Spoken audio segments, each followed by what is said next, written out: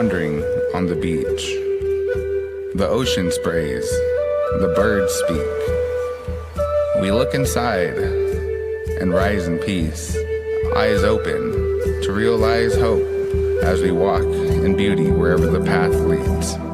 Creator is guiding me on this journey. That's all I need. Warmth beneath my feet as I look into the skies. Tears fill my eyes, and love fills my mind. The drum sounding so astounding, heart pounding with relief. Ears open to catch the lessons, 5 fingers counting my blessings. I believe with time and effort we can achieve.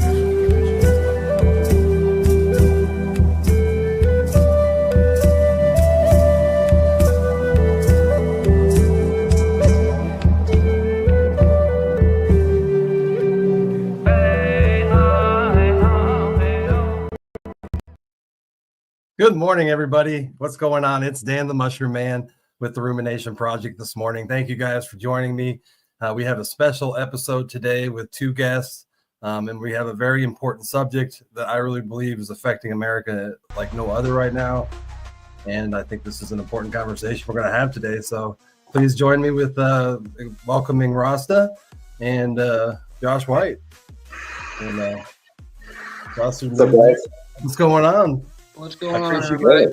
Appreciate you guys joining me today, talking about this important subject, and not a lot of people talk about it, I guess you should say. You know, you have your program. I know, Josh, you talk a lot about it, but in general, the public, this is a serious issue in our country that we don't discuss it enough. So a lot of people are discussing the pandemic of the opioid crisis in the United States, but not very many people are discussing the addiction and the underlying traumas that are causing those addictions. Everybody talks about fentanyl now. Everywhere you turn, somebody's warning you about the dangers of fentanyl. Not everyone is discussing all of the things that lead a person into addiction. Addiction is a symptom. It's a symptom of a mental illness in most cases, or trauma.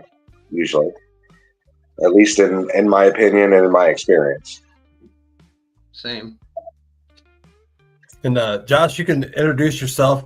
Tell me a little bit too about your what you actually help with the marijuana maintenance program. And then Rasta, you can introduce yourself as well. Rasta's a big part of the marijuana maintenance program. MMP at its core is an opiate and alcohol drug replacement therapy group. We operate similarly to Vivitrol, methadone, or Suboxone, except we suggest the use of CBD, CBN, CBG, THC, and terpene profile in both tincture form and then initially in pico form as a way to help people fend off the thralls of active addiction and self-harmful behavior. So in short form, we use cannabis as a way to help people get off of hard drugs and other pharmaceuticals. Rasta, if you want to give yourself a little introduction there too. Yeah. Hi, everybody. Yeah, I'm a person in recovery for 11 years from alcoholism and addiction, as well as mental health conditions. I was a former counselor for 8 years. I did certified alcohol drug counseling, mental health professional, co-occurring disorder professional. And, I basically got certified in all the things that I had lived experience in, and I was able to help people get through like I did, one day at a time, of course. Now I do a podcast advocating for mental health and addiction awareness in recovery. And I'm also a big part of, like Josh said, locked arms with him and jumping in on the marijuana maintenance program to do what I can to help out there. Awesome. And as a lot of you know, you've seen Ross and me. We did the mental health shows for quite a bit for a while. And my cat's got the zoomies. There we go. Also, there's a giveaway too. Hashtag Lion's Mane. Let's give away a bottle of that Lion's Mane. I think I'll give away a bottle of some CBD too, because I really think that's really important. A lot of the mushrooms that you specialize in are the adaptive and epidogenic mushrooms that people can utilize in their recovery also. Those things help to rebuild synapses in your brains that drugs burn out and take away. And yeah, I actually helped a friend. She was actually coming off. She's bipolar. This was about 2 years ago when I first started my mushroom business, and she wanted to quit taking prescriptions. And so I introduced her to microdosing mushrooms, magic mushrooms, and then CBD and lion's mane. She used those three things. She said she had horrible withdrawals coming down off of her medications, and she said that stuff helped her through it and not return back to the pharmaceutical drug, which a lot of people do because they can't get through that withdrawal symptoms. So that I also think CBD can play a really, really good, important role too in addiction, for the fact that it helps treat a lot of the underlying issues. CBD for sure. FICO, full extract cannabis oil, and the way that you create it can really help dramatically. Right.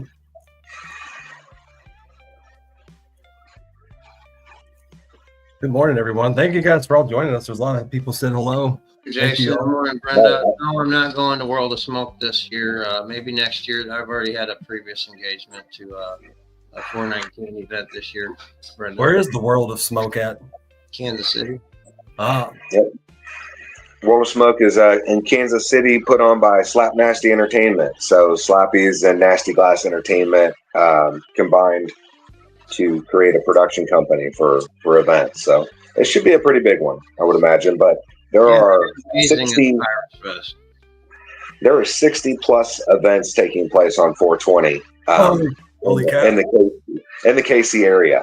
That's crazy. So Missouri's definitely on fire when it comes to the events. Speaking of that, they're building a dispensary. I live 5 minutes from Missouri. We have a city called West Quincy. It's on the other side of the Missouri River or Mississippi River because taxes are cheaper over there. So I'm gonna have a dispensary in Missouri now, 5 minutes from my home. I'm really excited about that because it's 35 minutes now to get to the nearest Missouri dispensary. But you're talking like half the cost of Illinois and prices at the dispensary. Just so I'm excited. I could not imagine paying Illinois or Missouri prices for cannabis from a dispensary. There is not a possibility that I could afford my habit like that. Right. Oh yeah. I go there sometimes to spoil myself, but just having a cheaper option now, it's 5 minutes from my house. I like that a lot better. That's why I like events, is because I spoil myself there because you get so many plethora of different home growers and different. Yeah, I never think about that. Yeah, I need to do that. Yeah, there's all kinds of good stuff out there. But good morning, Terry. How you doing? Good morning, Terry. Coming in. Please hit that like button. Tag a friend in. Morning, Adam. Got 17 Morning, people. James. Thank you, guys. I should say Lisa's. There's two of them. And don't hashtag down there, Lion's Mane. Hit that hashtag. I'm blocking it right now, but there you go. But yeah, one of the things talking about addiction, mentioned trauma. And, when we speak about cannabis, a lot of times, one thing I want to get a myth out of the way. A lot of people say that, corporates and stuff like that, people, they think they've done the studies or lived anything. They said that their cannabis can be a gateway drug. No, the gateway to addiction is what Josh said, trauma. That's where it starts. Something happened where it made us feel a certain way, and it continues to make us feel a certain way when we have a trigger that goes to a similar thing. So we want to mask that. We don't want to feel that certain way. So one of the ways I found to do it 10 years old was drink, and I found that was my medicine for a while. And why did I do it? Because it worked. But early on, I didn't realize all the consequences that came with it. That's why today, I use a safer medication, cannabis, which is not the gateway. It's the maybe gateway. It's a gateway. It just has an exit sign on it. An exit sign from Big Pharma, an exit sign from all those opiates and things that they're trying to push down our throats. Sign up here. It says exit 420. Now you can't see it behind, but yeah. Exactly. And, it's a gateway to healing, and that I just want to get that falsity and that myth out there. The other part is addiction is an obsession of the mind and a compulsion of the body. And until that obsession and compulsion is triggered by abuse and dependency and habit forming dependency through long-term use, then a lot of people are not to that stage of what I would consider addiction. But once the trigger has been set for that addiction, it's there, and the thing that sets it off is use. So that first time you use an illicit or illegal substance, or even a pharmaceutical, in a manner that you are attempting to escape, like Rasta was saying, where you're trying to mask your feelings, or you're using with an obsession. Until that moment, you're not in an active addiction. So I feel, because of the fact that my doctor and I came to the conclusion that I was going to use medicine personally, the least harmful medicine that I could use is cannabis, and that shouldn't stop me from being in active recovery. The fact that I use a medicine in traditional places, traditional recoveries like AA and NA, that's not the case. They believe that abstinence only is the only pathway to recovery, and I feel that those people who have strived for pure abstinence and utilize the title of sober deserve that. Good for them. If they want to use that specific word as their hinge point on whether they're okay or not, that's fine with me. Personally, I know a lot of people who are sober that are horrible human beings and not in any way any better than they were while they were out using. So for me, I'd rather be in recovery from addiction than just sober from my drug of choice. So my mentality is to maintain in my recovery, rather than just be sober from an illicit substance. And that's where my line is drawn as far as I'm concerned. And it's an outside issue, or should be considered an outside issue for those other programs, those other recovery groups. Absolutely, I agree wholeheartedly.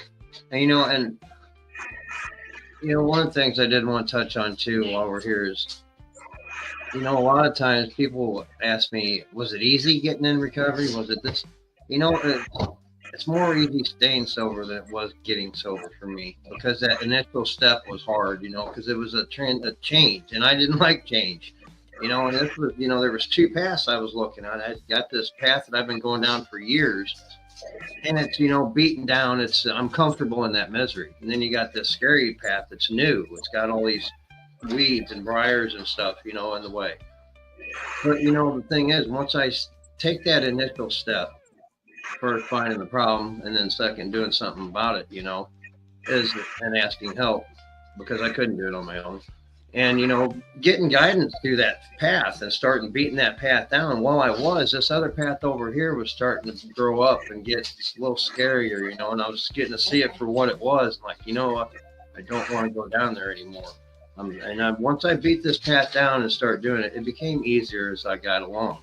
Don't get me wrong, there's some rough spots and there's some speed bumps.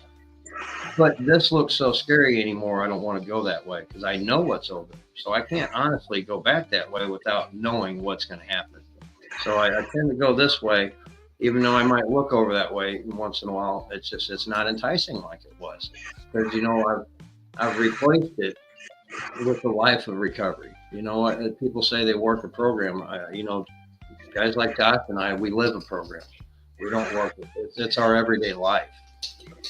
But it looks scary at first. But once you start going down there and ask a little help, because there's guys like Josh and I out there that'll help anybody that, comes to us for help with recovery. Wanted to add to some things that you were talking about pharmaceuticals and being. I was talking to Ross about this earlier, that the stats show that if you do a drug, something like a drug before the age of 21, you have a 24% chance of actually becoming addicted to it. After the age of 21, you only have a 4% chance. And yet we are giving these kids, these children that even like as young as 8 to 10, drugs that are very similar to any other drug that you could become addicted to, and yet we know that statistic, yet we're still feeding young kids all these pharmaceuticals, and it makes we're getting children addicted knowingly. We know we are, but yet we're still doing it. Well, you're stepping into another conversation there where we're discussing the fact that our pharmaceutical industry is directly linked to our food industry, which is also directly linked to our banking industry and our housing industry. And all of those industries are owned by the same group of people. And that same group of people has control over your birth, when you come into the world in the hospital, forward. They are the ones that are in control. They start from the day you are born by giving you, inoculations, cutting parts of your bodies off without permission. All of that stuff that happens when you're in a hospital the day you're born, that is them taking control over your health, right? And the truth is, they don't really care about your health. They just want you to stay alive enough to continue being in the industrial complex that they have built so that they can maintain their vast amounts of riches. Right. We are simply disposable. And so they don't really, the reality that we are addicted, good. They own the addictive drugs. The reality that our food is poisoning us, good. They own the drugs that will cure us from that poison. The fact that they own the rehabs and they own the drugs, the pharmaceuticals like Suboxone, methadone, and Vivitrol that are being used to maintain a person's addiction until they're dead. Because you're never getting off of Suboxone once you start it, ever. It's never going to happen. I don't know anyone who started taking Suboxone and quit. I don't know anybody who's done it. I may know, in my 35 plus years in the recovery world, I may know one or two people who started methadone and were able to stop. And they suffered immensely because the withdrawals from Suboxone and methadone are 30 days long instead of 3 days like heroin. If you stop doing heroin, 72 hours later, you are past the what they call the sickness. If you stop taking Suboxone, that same sickness lasts 25 or 30 days. Yeah. Most people can't make it 24 hours. Most people can't make it 4 hours. They end up back finding their drug of choice when they're on an opiate because your body says, I'm not going to survive unless you put that back in me. And the unfortunate thing about Suboxone and those type of drugs is they are both an opiate and an opiate blocker. So they're giving you their version of the drug and making it to where you can't get high on any other supply. Sounds like a perfect dealer to me. Yeah. I was given prescriptions at the age of 8. Back in the 80s when that's what they did to children who started to misbehave. I actually understand what it is now. What happened with my own, treatment with magic mushrooms helped me discover what the real issue was. And now I actually, I do hold resentment towards my mother for giving me those prescriptions, but I know that it wasn't her fault that she did it. It was the doctors back then. They were giving it out like candy.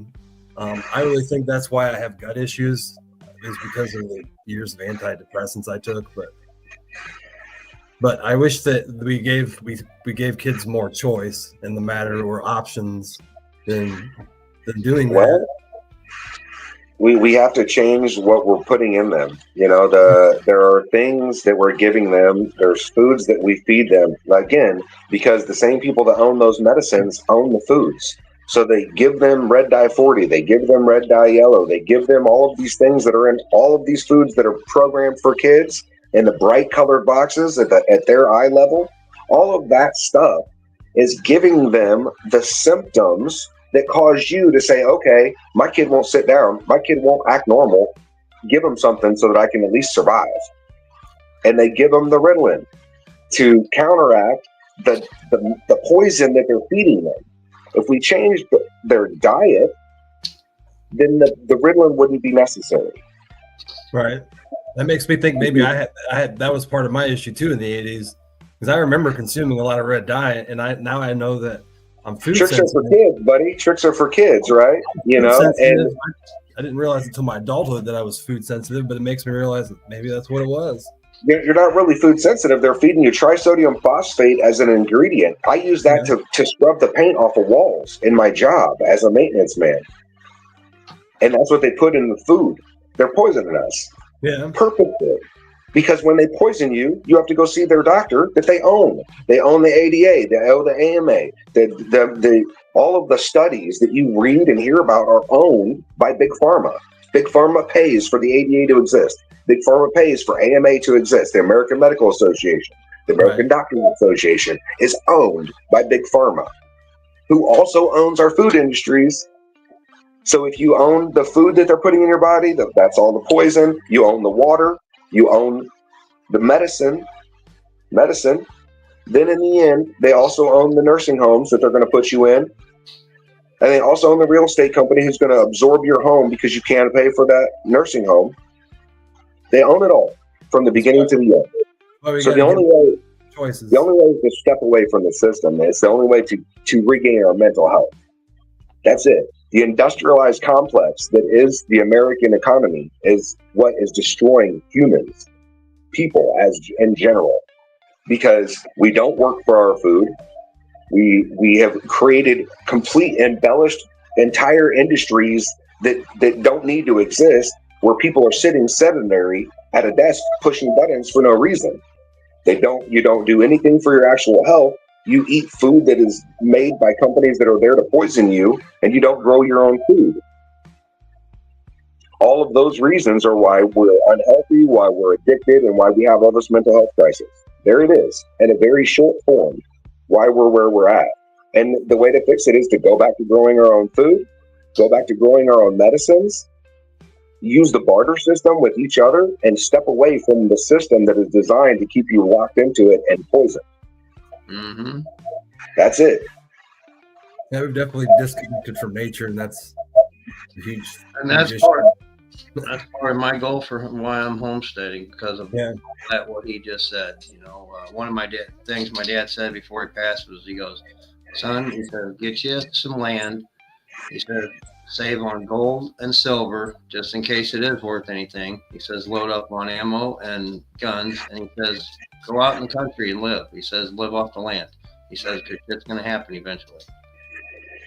It's also important to find a good doctor too. And I have a general doctor. She's very open-minded. And when I actually went in and started telling her about magic mushrooms, my doctor literally sat there for 20 minutes and just hounded me with questions because she was so intrigued. And I think we need more doctors with open minds, not doctors that are set in their ways. And my doctor even tells me all the time, she's like, we don't know a lot about the human body. I'm not going to tell you this is going to work when I don't even know.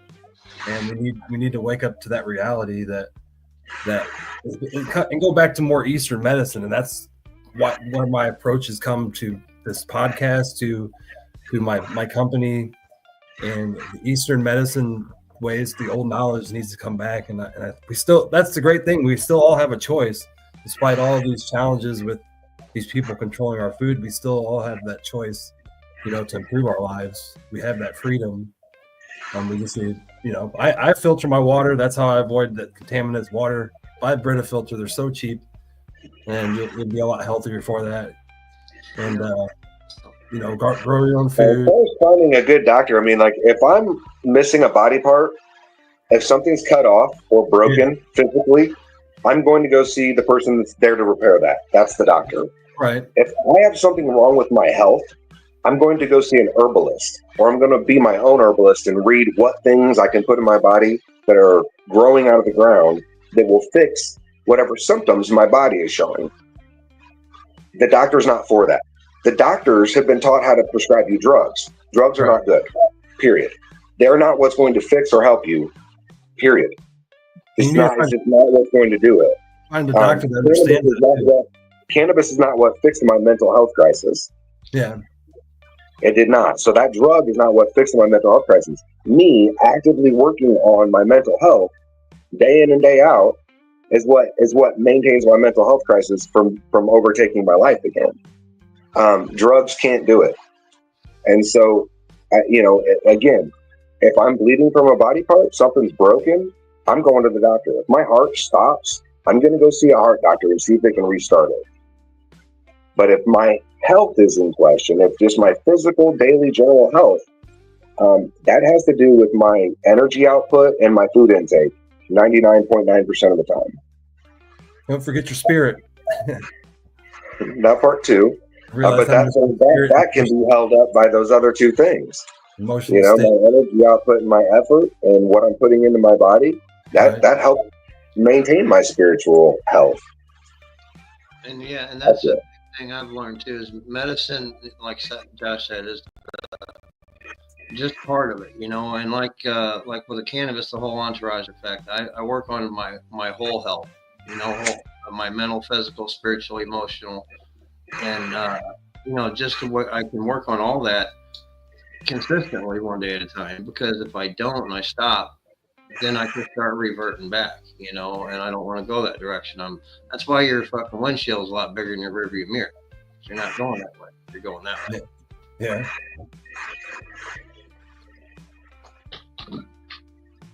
Thank you guys all.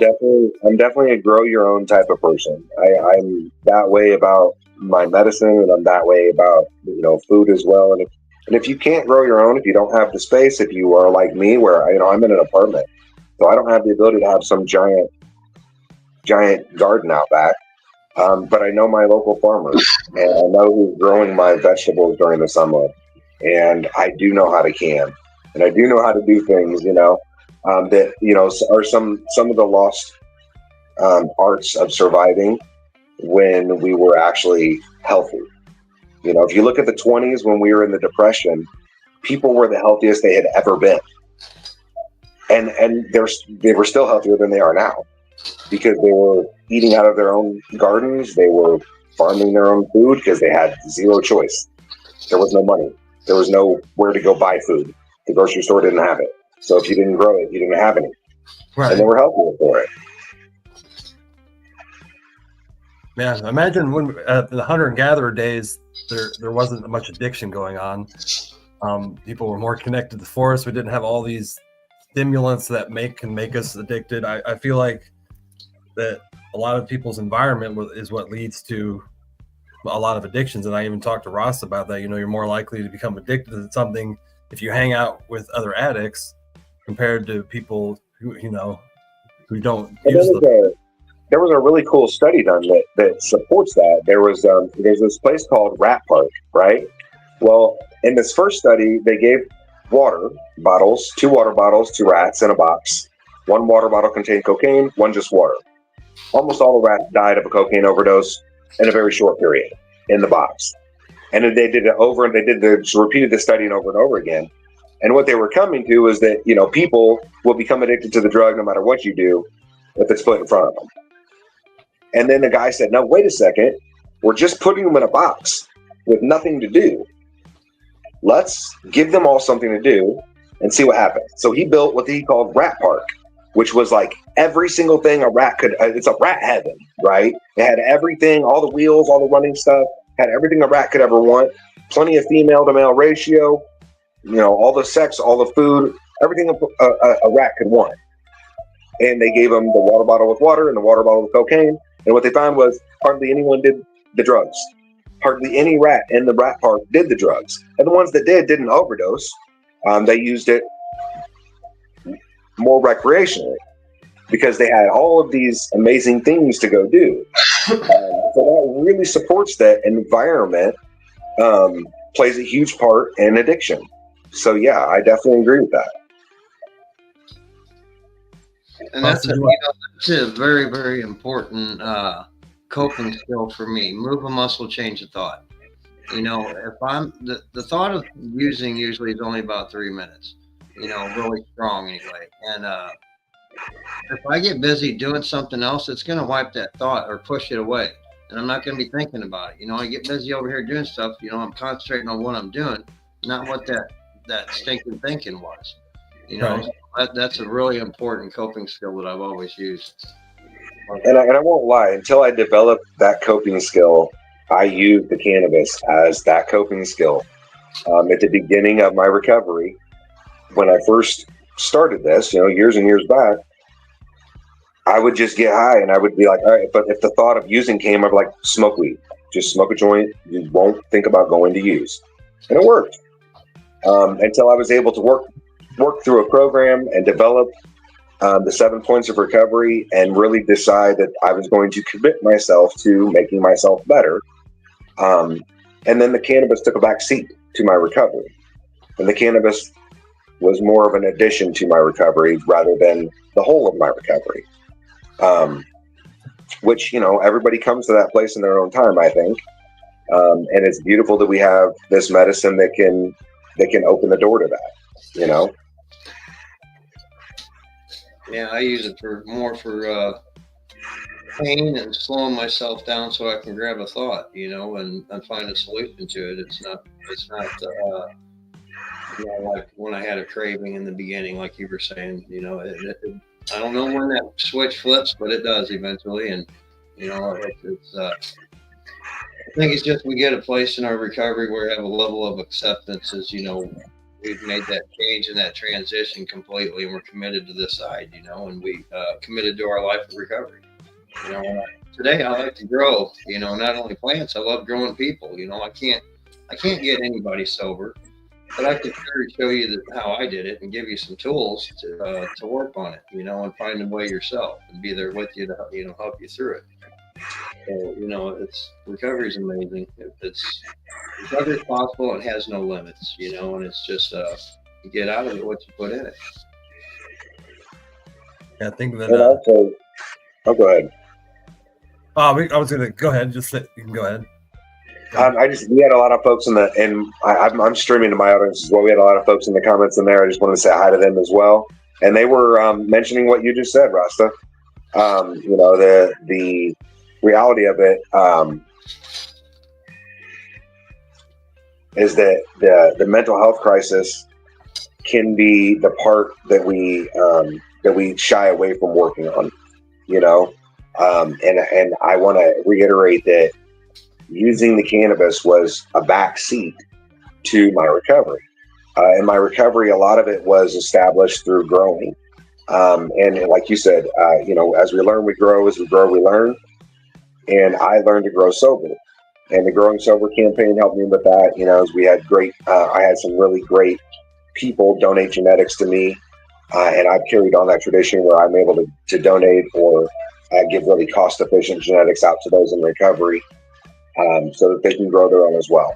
Because the physical act of taking care of a plant, especially in early recovery, can definitely take you outside of yourself long enough to gain an awareness of self, I think. At least it did for me. So definitely growing is an important part of it as well, as Rasta was saying. Amen.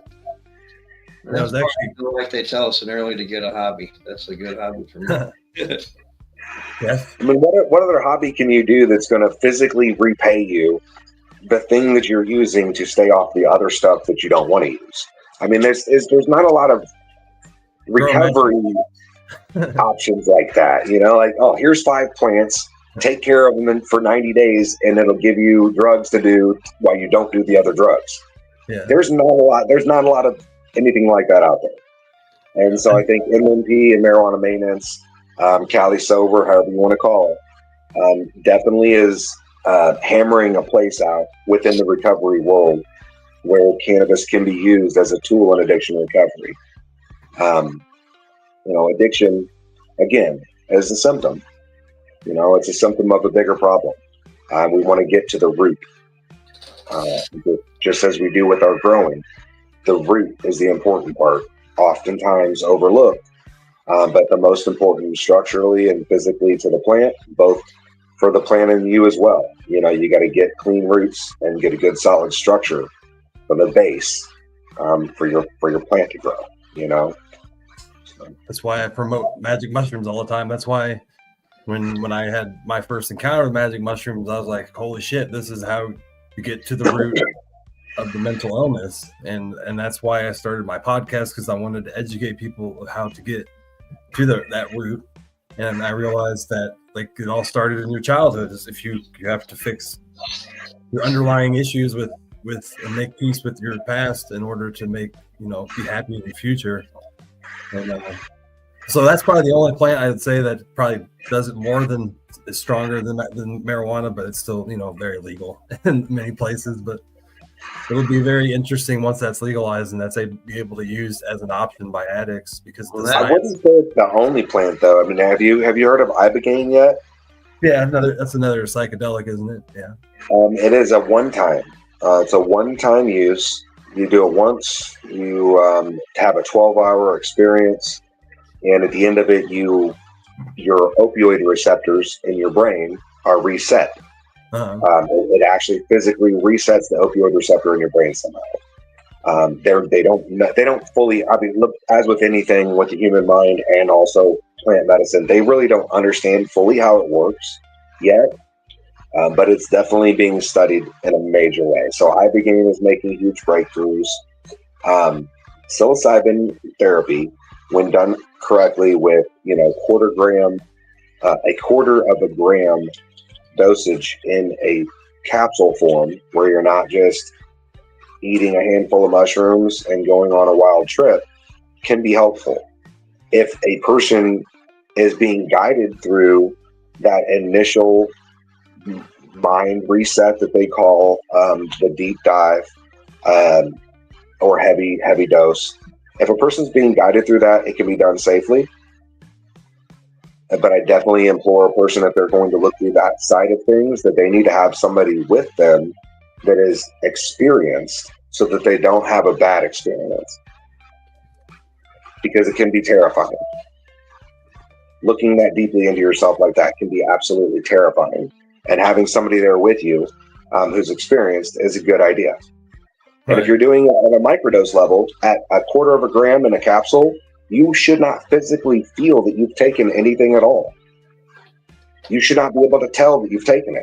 2 or 3 weeks into your day on, day off dosage, you should feel that you feel better, that you're not trapped anymore, or that you're not in that anxiety or having those bad feelings. But you shouldn't technically feel the dose itself. A microdose is just that. It's done in a way that it isn't euphoric, colorful, right? None of those happen on a microdose. Just to be clear, a quarter gram of a mushroom does not do that for people. Now you step up above the 0.3 milligram mark, then yeah. If you go above 0.30, you're going to be in a psychedelic experience. That is no longer a microdose. That is no longer a microdose. They had that story on the Today Show. It was like 2 years ago, yeah. That he was in the Johns Hopkins study, the alcoholic, drank for 40 years every single day, and they gave him this treatment, and they interviewed him in there, and he says the magic mushrooms shut a switch off in his head. He said he woke up the next day and he has not drank since, and it's amazing. Not everybody doesn't get those results, but the fact that somebody who drank for 40 years every single day, that they shut that switch off, and he's like, I just didn't feel like drinking anymore. And absolutely. And again, being in that controlled environment in Johns Hopkins, where there are several doctors observing you who understand what your brain is going through during that time, and that can assure you that you're okay and safe in a safe environment, that's a really good idea. As some people well know, if you take a large amount of mushrooms and your brain is not ready to understand that, it can be terrifying.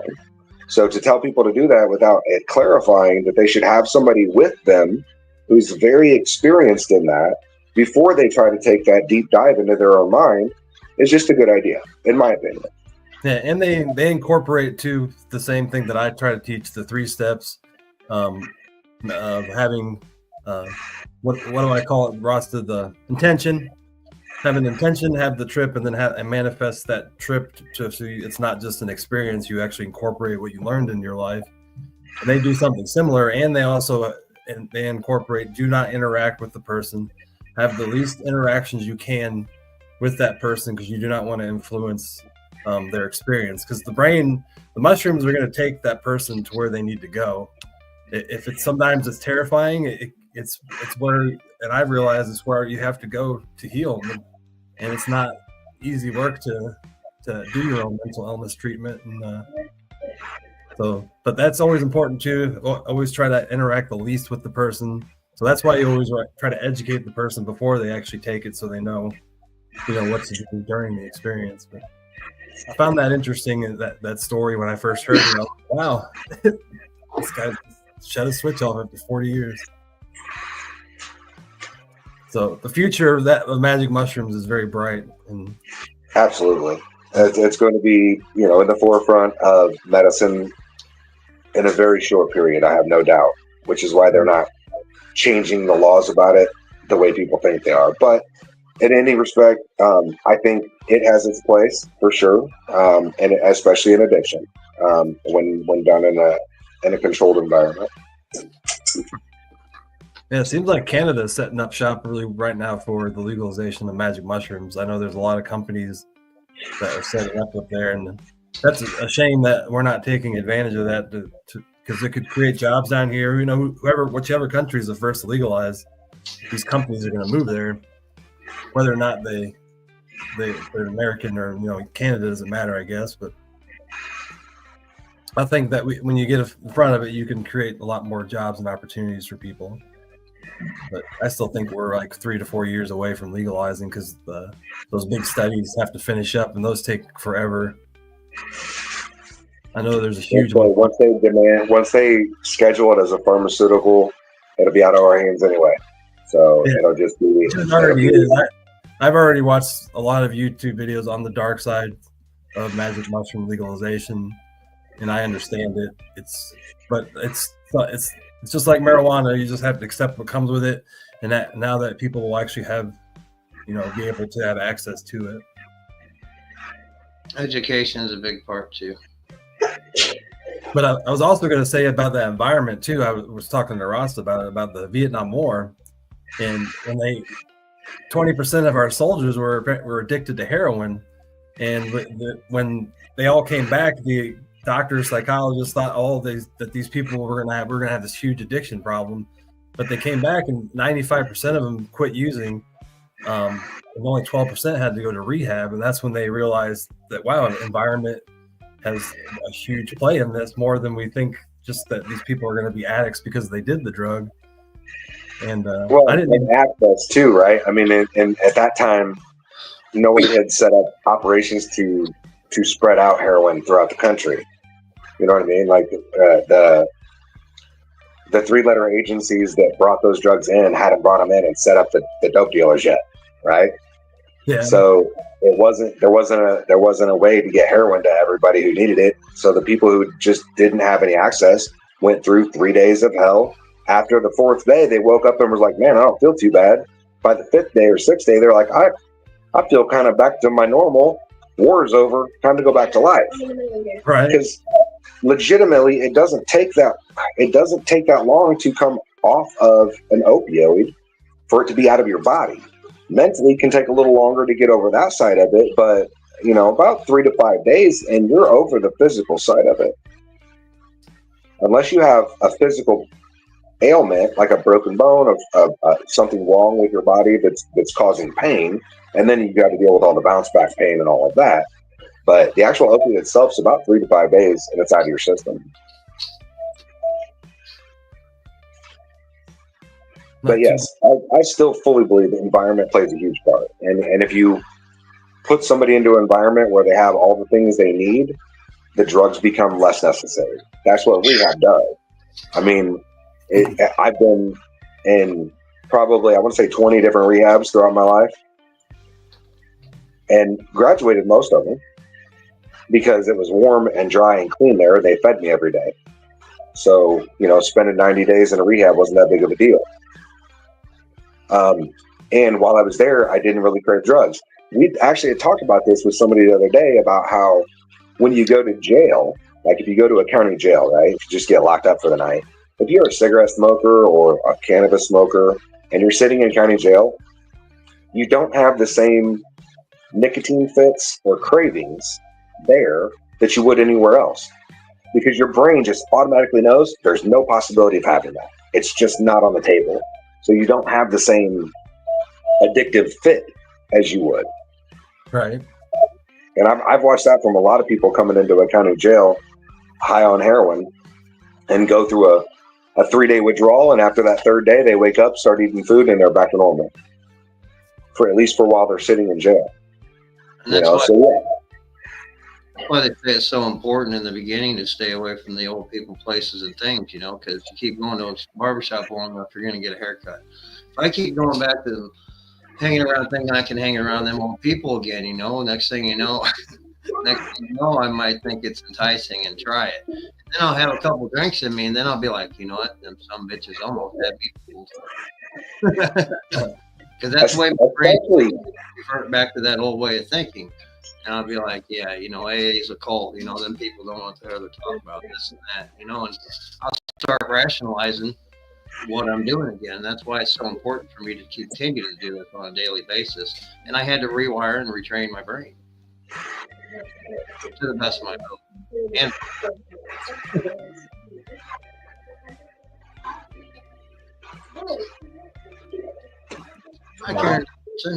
Thank you guys all for joining us. We got 23 people in the house. Please don't forget to hit that like, share, reaction button. Appreciate you guys all joining us. I was going to play a little short video too, to show the science of, this is a 2-minute video of the science of addiction, how it works in actually in the brain, and have a little discussion about that too. Let me get this hashtag off here. Hi, Shauna. What's going on, Shauna? What up, Dave?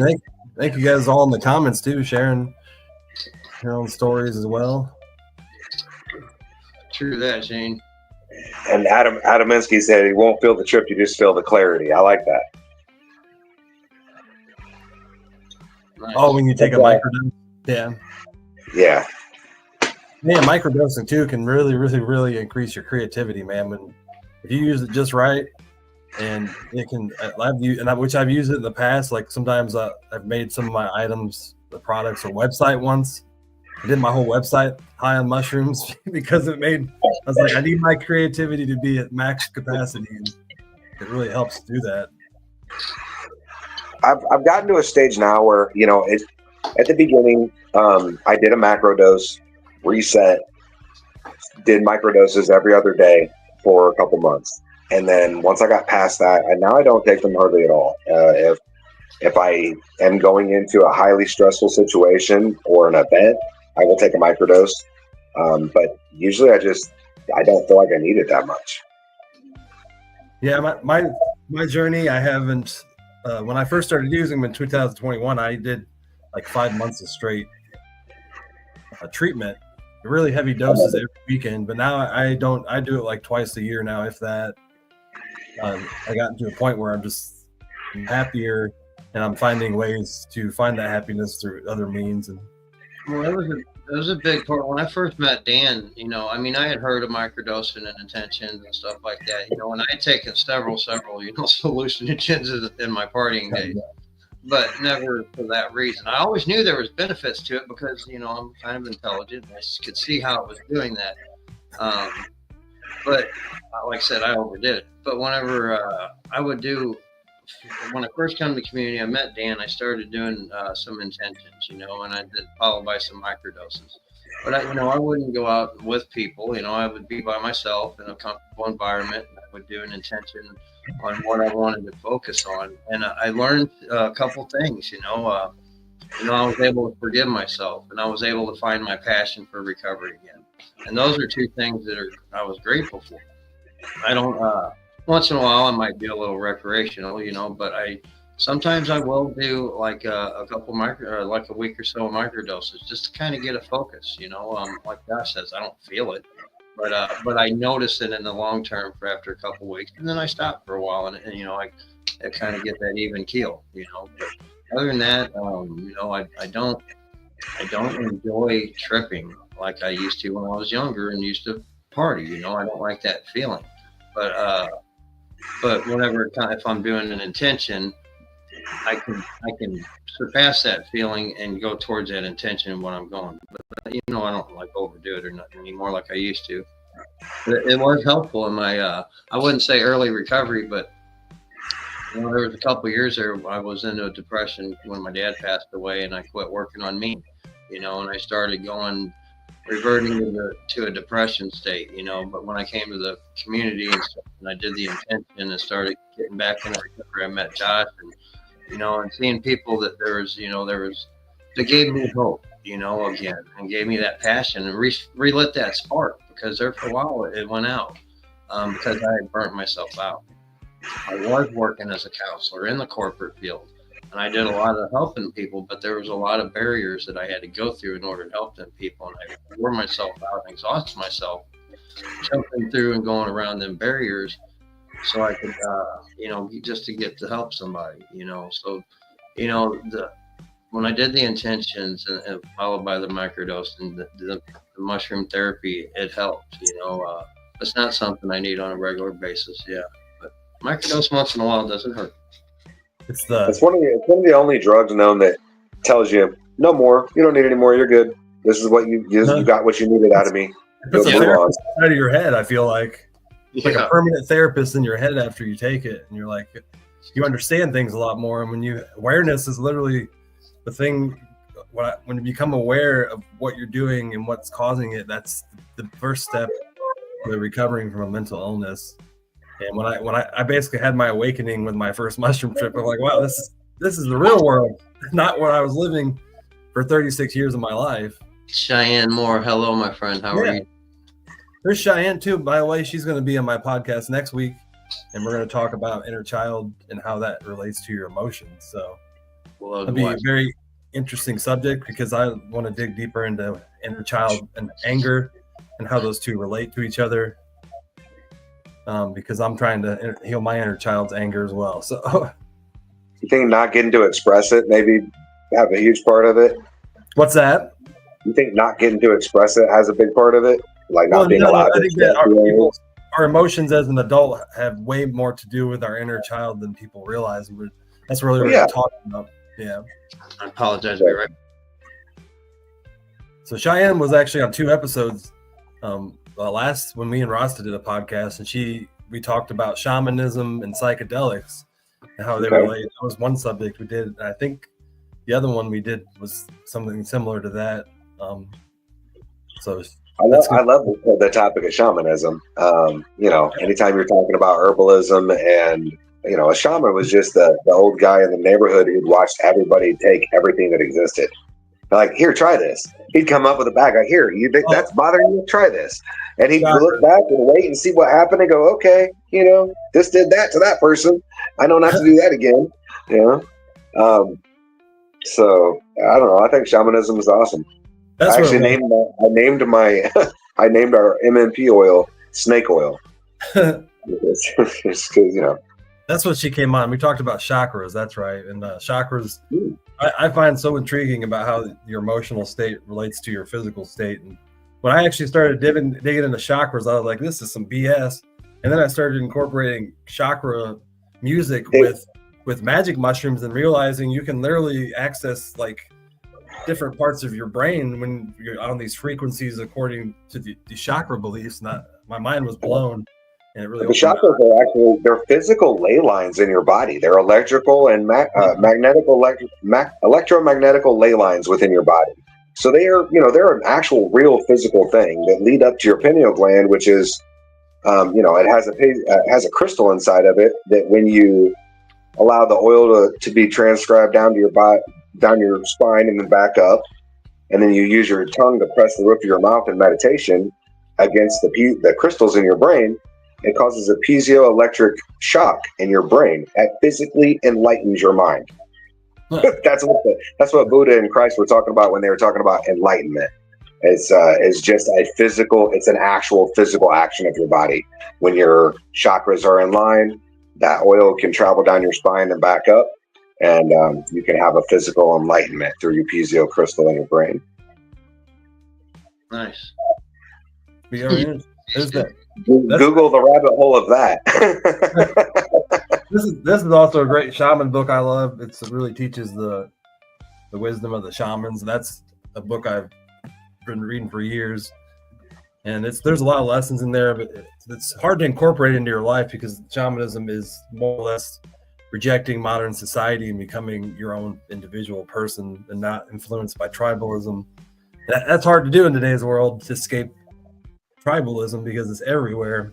Be your own self, It's even scarier because we're past tribalism. We are a herd community. It's just a herd. We're a herd community. So if you look around, everybody's got their head down and they're just doing what everyone else is doing. There is no thought. There's not a lot, at least. If you just look at the crowd, it's a herd, and they have a herd mentality. If we could go back to a tribe mentality, we'd be better off. And before the tribe mentality, when it was a shaman's mentality, and it was, you know, that one person who we actually trusted was the one in charge of stuff. You know? I also love shamanism too, because you can incorporate it into any religion. It's more based on even if you're not religious, I find it intriguing.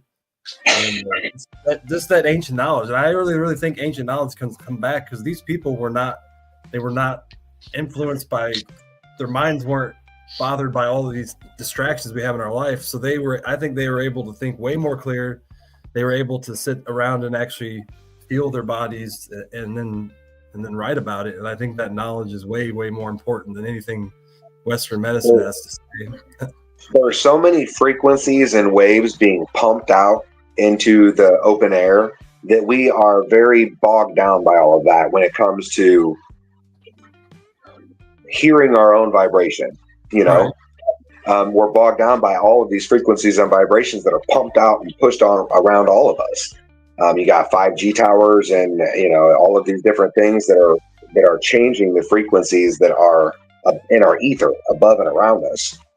And again, doing some of those things like meditation, aligning your chakras, meditating and charging that piezo crystal in your brain to cause that electrical output.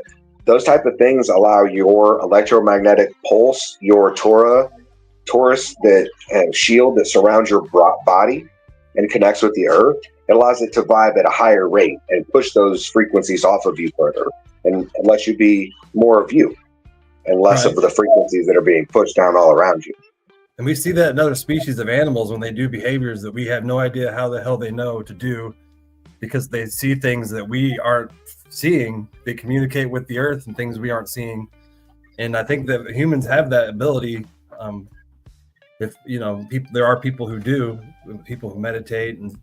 Well, you know, there's a lot of studies too that I had seen one. I can't remember when it was, about a year ago, but it reminded me because I seen a reel about it the other day. Is, you know, a lot of people that with the ADHD or whatever label, that, you know, when we're out in nature, it almost goes away, because we don't have all them outside diversions and distractions and all that. We're out in nature where we're supposed to be, and we're, you know, concentrating on what our next survival or whatever, you know, or living, you know, is. You know, hey, I got to till the garden, or hey, I got to prune, or I got to do this, you know, doing what, you know, Mother Nature intended us to do, rather than being over here in the rat race of a world, which is why I'm, you know, trying to get back to that, to a homestead, because that's where I belong. I don't belong out here in the fucking rat race. Yeah, that's why I love going out in the dark too. But when I used to do psychedelics at night, going into the woods, and then having the ability to look up at the stars, I think that's really grounding. Then you look at those stars and you're like, look at I'm just this small little thing on this planet, this vastness out there. Like whatever I'm feeling, what my issues are, really don't matter. That's where I really feel at peace too. Hi, I've had some awesome experiences. One time, one of the most magical experiences I ever had in psychedelics was, it was 28 degrees out, 6 inches of snow, and I was in the middle of the forest. That's about 5 blocks from my house. And I actually had a ranger come through the park that night at midnight. For some reason, he didn't care I was in there, but that was a changing moment in my life too, and I realized how important that was to connect with nature, whether it be a snowy environment or, you know, it's all part of Earth and who we are. Cheyenne, they are. There's a lot of people waking up. There's so many homestead associations and different, you know, farming communities getting back into their community and doing stuff. And, you know, do I have 2 hashtags? It really is. Oh, I think that's what the healing of the nation is. That's what's going to heal our mental health crisis. Is getting back to the nature, getting back to growing our own foods, growing our own medicines, and just stepping away from this system that we're not really even a part of, other than we pay into it. Step away from it. Step away from it, and life gets better. It is. We're all magic, just like magic mushrooms. We're all magical. Just have to find our own magic. But Start creating our own tribes. Yeah. I'm gonna load a little bowl of some blueberry muffin here, and then I'll play this video here about the science. We'll kind of talk about more about that, about whether it's as me and Ross were talking about earlier, whether addiction is a choice or not. I do not believe it is, but there are people out there who do. It depends on which part of it you're in, I think. It's true. Mm-hmm. There's a point where you have to make that choice, and whether or not you do or not is up to you. And how strong is your will? How strong is your spirit? Can't choose whether I have pain, but I can choose whether I suffer from it. For sure. It's not easy to do inner healing, that is for sure. And I've learned that in the last 4 years. You have to be goddamn ready for it. You have to be willing.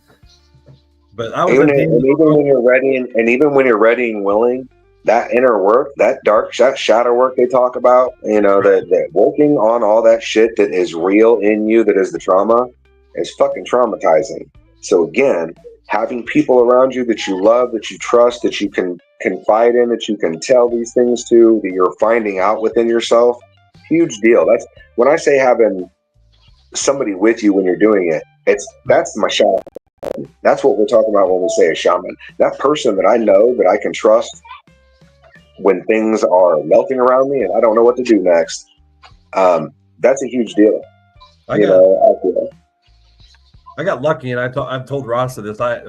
Nobody knows who she is, but I have a medium. Literally a month before I did my first trip, I was messaging my friend randomly, asking questions about a friend who passed away, because I thought some of my trips were going to be, based on her. And my friend said she's like, I'm a psychedelic medium, and I honestly think the universe put this person in my life because she helped me incorporate all these intentions. She kind of made me believe in myself and believe these crazy things that happen during these experiences. And she's really, mediums actually really know a lot about inner child and how that plays a part into your adulthood. So I really encourage somebody to make friends with somebody who may have a medium or some kind of spiritual connection to shamanism, because they really understand usually a lot about child work. And I could not have done the healing that I've done without her. And I truly believe the universe put her in that moment. I was already friends with her. I just didn't know she did that, because obviously nobody's going to be walking around telling people I'm a psychedelic medium, because she says she gets a lot of crazy looks when she talks about it. But you get a lot of crazy looks when you talk about a lot of these things when you're speaking on inner spiritual work. It's not really for the people out there. When I tell somebody, I'm trying to tell them so they can go find their own space to find that in. But me trying to convince them of what I'm finding in my space is not what's happening. You know what I mean? And I learned that from being out in it as a kid. Even back then when we took large psychedelics and stuff. Well, it sounds odd and weird and stuff because it doesn't comply with the herd mentality.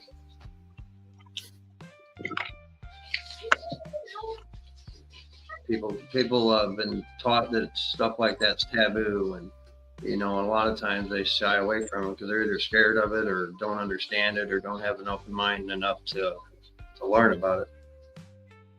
In my experience, anything that a person doesn't understand scares them. But look at people with cannabis. If you look at, I don't care what judge, senator, lawyer it is, if their wife or husband gets cancer, their mind immediately changes about cannabis and it's okay to use. Mm-hmm. I don't care who it is. The moment you find out you have cancer, it's okay to use that substance. It's no longer something that's the bane of existence, and it's okay now. But most people have to be touched personally within their personal life to come to that conclusion or agreement. Until then, that's scary. It's a scary subject to them. But once the fear of what's going to happen overrides that, becomes okay. And that's, we're talking about addiction today. It's the same thing with that. It scares people and they want to push away from it or not mess with it, or, but once it touches them or someone close to their family, they're like, hey, yeah, this is serious. And it is. People are out there dying. I said I was a counselor and I would do these, I was part of the residential rehab, and I would be doing groups, and these people have somebody in there that was, just being ungrateful. I don't mean to say these people, I mean the people that were in the room. Someone would be, acting ungrateful and just taking advantage of the program. And I'm like, look, guys, there's literally a waiting list of 100 or better people out there. There's people dying to get in these doors. Please take it serious. If you're not serious about it, you're wasting your time and mine, because, well, not mine, because I'm there to help anyway. But, because I can't get anybody sober, like I said earlier. All I can do is give them the tools. But, I would tell them that, hey, there's a line out there of people trying to get in here. Come on, please take it serious. It's your life in your hands. I don't know where I was going with that. Squirrel. It's all right. Let's give away this lion's mane, then we'll give away some CBD as well. Oh, nice. I'm in the live, so I can't win it. Dang it. Well, you got to go to the to the Facebook part. Well, I guess, yeah, if you touch your phone, it might kick you out. Yeah, I'm staying on the live. We're good. I'll just order some. I do need to actually order some. I haven't found any this year. Last year I didn't have any dried, so. Well, it's hard to find enough to use it continuously, and it's already broken up into just take 2 capsules. Yeah. Still, yeah. It's still my number one seller. They're relatively cheap. What do you charge for? You said it's like $13 for a month's supply. That's not bad at all. No, that's not bad at all. So I sell a lot of it at the farmers market, and it's actually great. I'm the only one, as far as I know, within quite a bit of ways that has brought CBD to the farmers markets. And at first, I didn't think they were going to allow it, but then they were like, they asked all the people, all the board members who run our farmers market, and they were okay with it. It was in Illinois? Yeah, in Illinois farmers market. Yeah, I mean the farmers, the farmers are part of the ag world, and so is cannabis in Illinois. And our cannabis is controlled by agriculture. So it's been great. I've been able to be in a market area where there's not a lot of people who know about CBD, and introduce it. Now there was another company that started selling CBD, but it was a bigger company, and I only saw them at the farmers market once, and then I didn't see them again. But it was a company near Pittsfield, I think, or somewhere in Illinois that grows CBD only.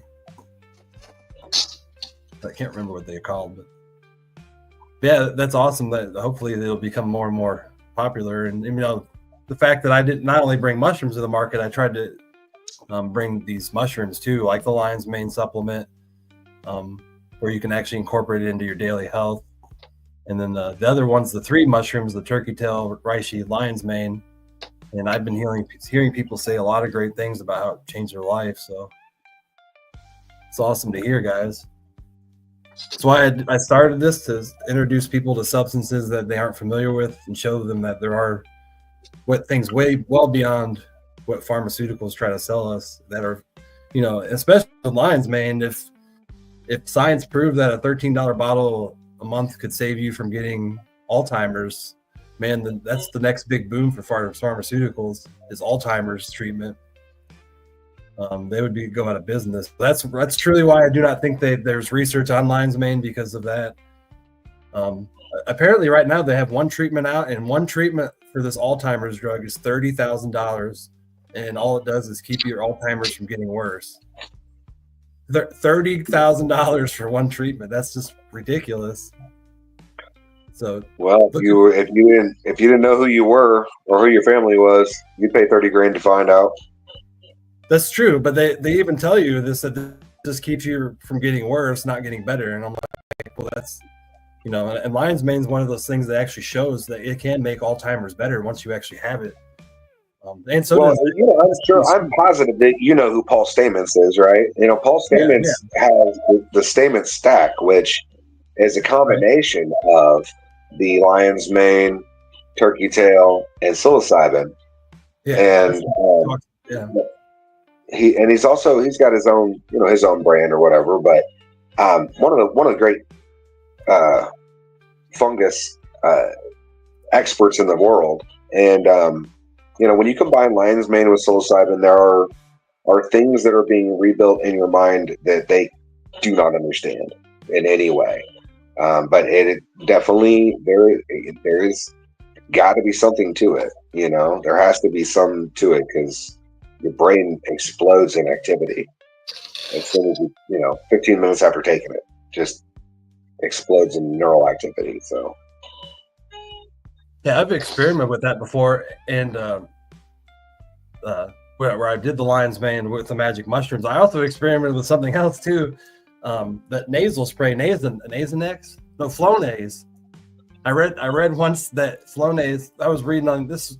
I'd get on the internet and read these wild things when I did mushrooms, and I found it deep in this doctorate article about how Flonase can increase the connection between your brain and your stomach. And so I was like, well, I wonder if it'll increase it during a psychedelic experience. So I actually took it, and it actually works. It actually increased the high of the mushrooms, and I found that fascinating. Wow. So that is the side effect of Flonase. Yeah, this doctor was researching Flonase once, and he found some deep connection between. He said that he thought that it increased the connectivity of the stomach and the brain. But it does not work if you take the Flonase first and then the magic mushrooms. You have to be on the magic mushrooms and take the Flonase. And I felt a huge increase in brain activity. I was like, well, I think I just proved that this works. Soak in orange juice. I only did it once. I was like, well, this is probably how you get addicted to Flonase. I'm like, I proved that it worked. I don't need to do it again. Now, this is not fact or research or anything. This is just my little pea brain, not opinion only. Now, if you look at mycelium, like a picture of mycelium, like in the earth and stuff, how it just, travels all over the place. And then you look at a picture of our nerve in our brain. Looks just a neural network. It looks very similar. So, there's that too. Orange juice increases the connection between the gut and the brain. I'm guessing because it stimulates our acid in our stomach. The high. I don't know. Orange juice increases the high. Yeah. Oh. I used to carry around whenever I was. Well, I mean, the same with similar to lemon tech, where lemons.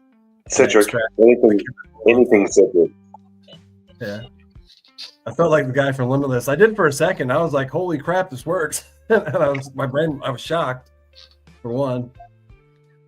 But I used to do a lot of experimenting when I always didn't do the treatment part because I think I incorporated mushrooms and having fun and learning more about what they actually do in our brain was intriguing. Adam Reed says oil of oregano, another one, and that's one I haven't really experimented with, but I've definitely heard of utilizing oil of oregano as medicine.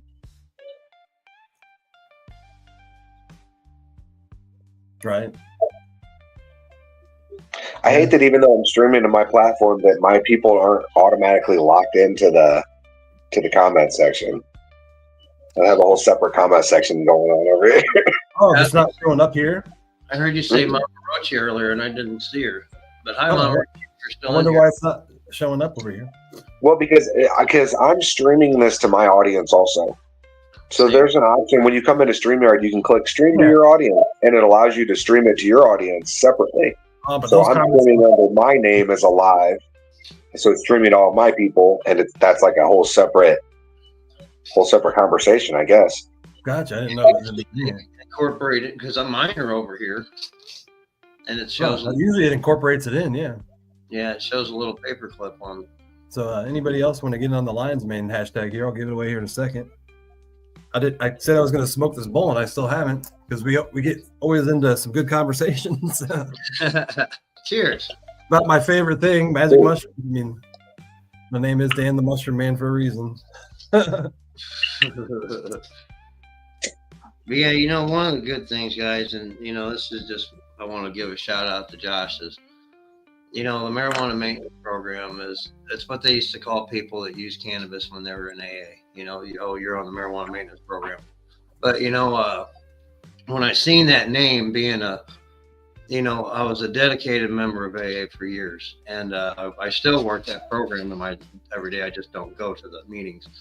But you know, that's one of the things I thought. You know, hey, I can hook onto that. You know, and getting to know Josh with the same like mind, same goals. You know that I had for the nonprofit that I was working on, and you know, it kind of fizzled for long story reasons. But you know, the thing is I found this. I believe, you know, God puts me in places where, you know, I can be of benefit because when I got sober, I dedicated my life to love and service, and this is my passion. You know, doing stuff like this. So I'm looking forward to what, you know, helping him out and just, you know, locking arms and doing the best we can to help a couple individuals along the way.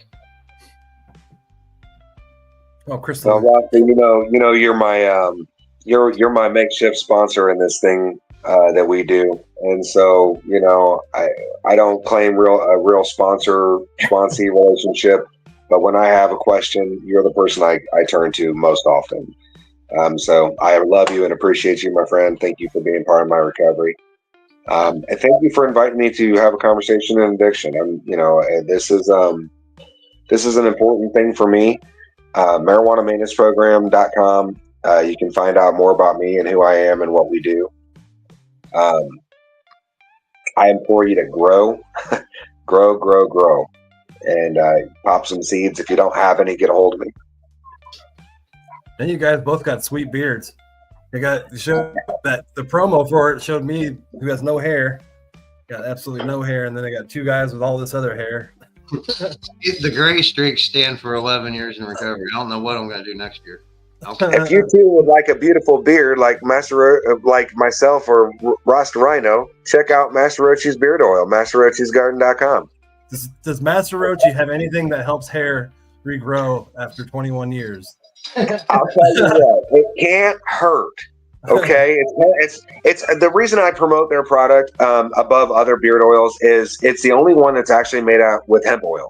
It's made with hemp seed oil as one of the main ingredients, and most of them are not. Calm down. Most of them are not. Most of them are not, and so they are a true cannabis product. They're in the cannabis. We love you too, lady. They're a true cannabis product within the cannabis industry, and a lot of people don't realize that their beard oil is a cannabis product.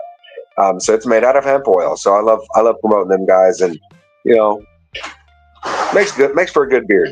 Yeah, and also you can use it for other things. You know, there's you can use it on your skin. I use it on my because I get like if I scratch a little spot, it can get infected. But you know, I'll take that. Put it on my head, you know, and it keeps them from getting infected, and you know, it goes away a lot quicker. I bet it does other things too, like clean stainless steel or something. There's probably something else it does you don't even know about. But I found that out because I bought a bunch of stainless steel from my lab, and I found out coconut oil actually cleans stainless steel really good. It polishes it and cleans it. So I have a bottle of coconut oil now that I clean my stainless with, and coconut oil kills germs too. So. What'd you do? Spill some on accident and figure it out?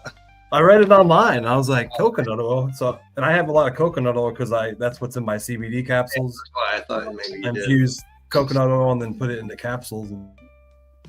Do you use actual coconut or multi-chain triglycerides? Do you use MCT oil or do you use actual coconut oil in it?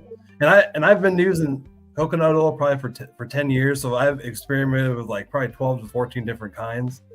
And it's the brand from Walmart, which I have it right here. I'll just grab it. It works the best.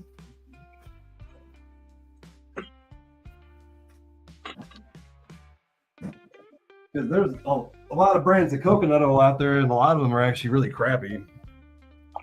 But this is the one I honestly feel like it infused the best, and I got the best response from people. And it has MCT oil in it. It talks about it here. Loaded with MCT. So it's mixed. That's actually mixed coconut oil. So it's got multi-chain triglyceride oil mixed with it. Yeah, and unrefined, non-GMO, organic, virgin coconut oil. I used to sell a lot of this, so I'd get response from my customers. There was actually one coconut oil that I used once, and the customer was like, "Did you even put marijuana in this?" And I was like, "Oh man!" I was like, "It's got to be the brand oil." So I switched to another one, and I kept going through this until I found that one, and I actually got to experiment with a lady who had Alzheimer's. I honestly think that the universe put this person in my life too to show me the power of marijuana. And this woman had come into contact with me through a customer of mine when I was doing construction work, and she was buying a quart of infused coconut oil with THC.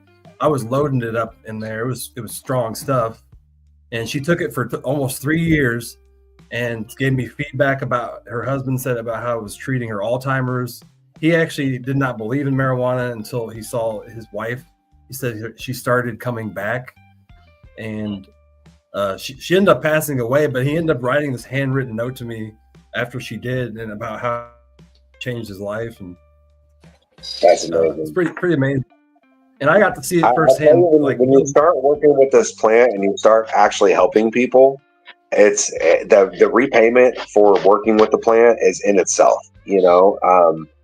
When the first time I sent out the MMP formula to somebody and they sent back the message that said they didn't take their pain pill that day and that they were out for a walk, that in of itself was repayment. You know what I mean?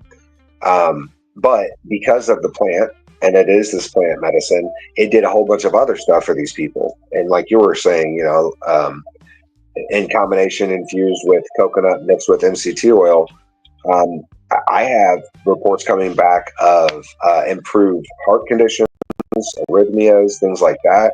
I have report that these people are on full-time heart monitor and telling me that they are having improved readings while being on the tincture.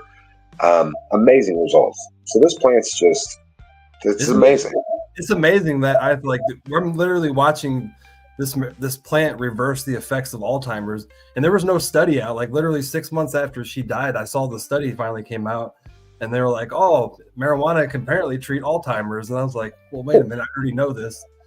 I just was finding this out, and I was like, and it was so interesting to see what happened in real time and how it was actually helping reverse the effects of it by actually helping her sleep at night. That was the biggest thing he saw, that instead of most Alzheimer's patients get up and wander around the house, they don't sleep very good. And that's the first thing that leads to the degradation of the brain is lack of sleep. So the fact that marijuana helps treat people's sleeping issues, I really feel like has a huge effect on Alzheimer's then. And so I wonder if increased CBN dosages would be suit them well if you combine the CBD with just high dose CBN, if that would maybe correct that issue. Yeah, well, when she started taking the oil, she would sleep all night. He said because she'd wake up in the middle of the night and then wander around the house, and only sleep like half the night. But then after she's taking that, she was sleeping all night, and then he said that she was being herself more during the day, and he saw less of the symptoms of the Alzheimer's. And eventually that led to a significant increase in living with her. Because I'm sure it's very difficult to live with somebody with Alzheimer's on the other spouse, but because I had a neighbor once who had Alzheimer's, and I watched, it was horrible. He wandered around, they lost it for 6 hours. He was walking around the neighborhood. And that's why you don't want people aimlessly walking around at night, because they'll walk out the door and then you don't know where they went. So cannabis can even save somebody's life who has Alzheimer's, if the fact that it keeps them from wandering around. But yeah, it's awesome stuff, and it's awesome when you actually give it to somebody and see its effects. But let's get away this lion's mane. Good luck, everybody. I think everybody here's in it. Here we go. We'll spin it. 25 entries. Good luck, everybody. Good luck, everybody. Ooh, good luck. There are 26 people in here. Don't forget to hit that like, share, reaction button. I think appreciate you all for being here and talking about mental health and addiction. Joe Rose. That's a new name. I love seeing new people win. Joe Rose, are you here? Yeah.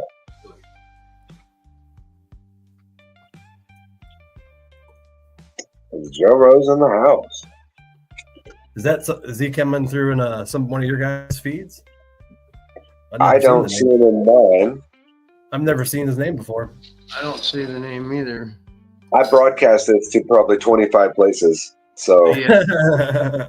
I shared it out and stuff too. So he'll come find you if he won. How long do we give it before we spin again? There's usually a 30-second delay. So yeah, give him a couple minutes.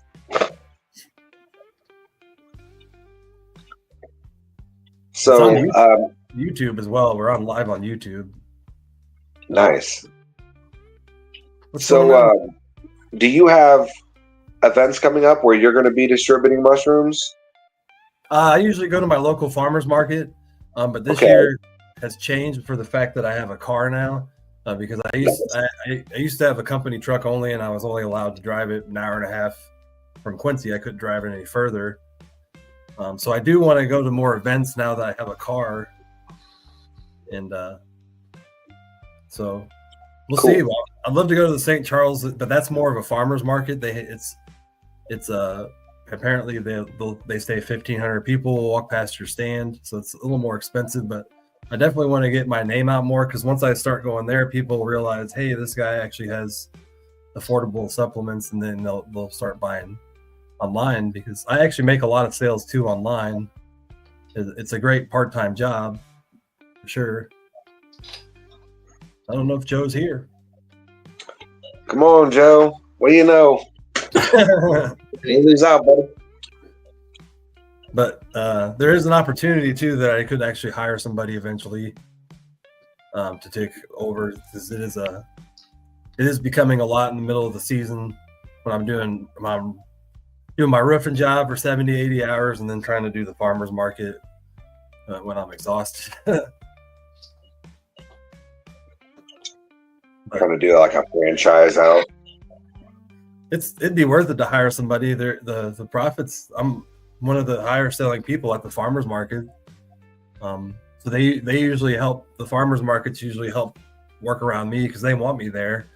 Because I'm a very niche market, but I'm very they're very usually any kind of market people will find mushrooms interesting and they'll bring people there. So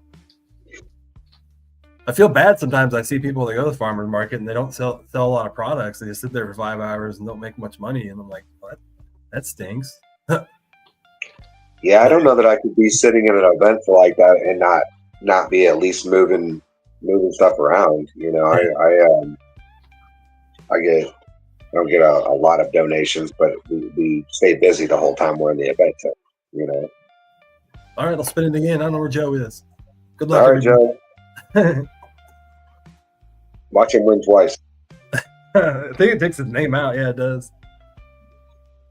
Janet Caldwell. Actually, her name's right there, so she's in the house. Caldwell. Yay, congratulations. Beautiful. Congratulations to the other person. I really don't have an applause in here. I need to add it real quick. Where's that applause?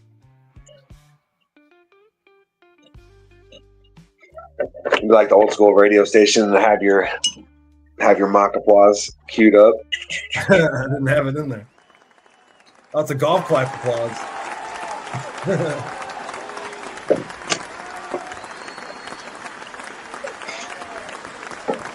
The golf clap. That's great.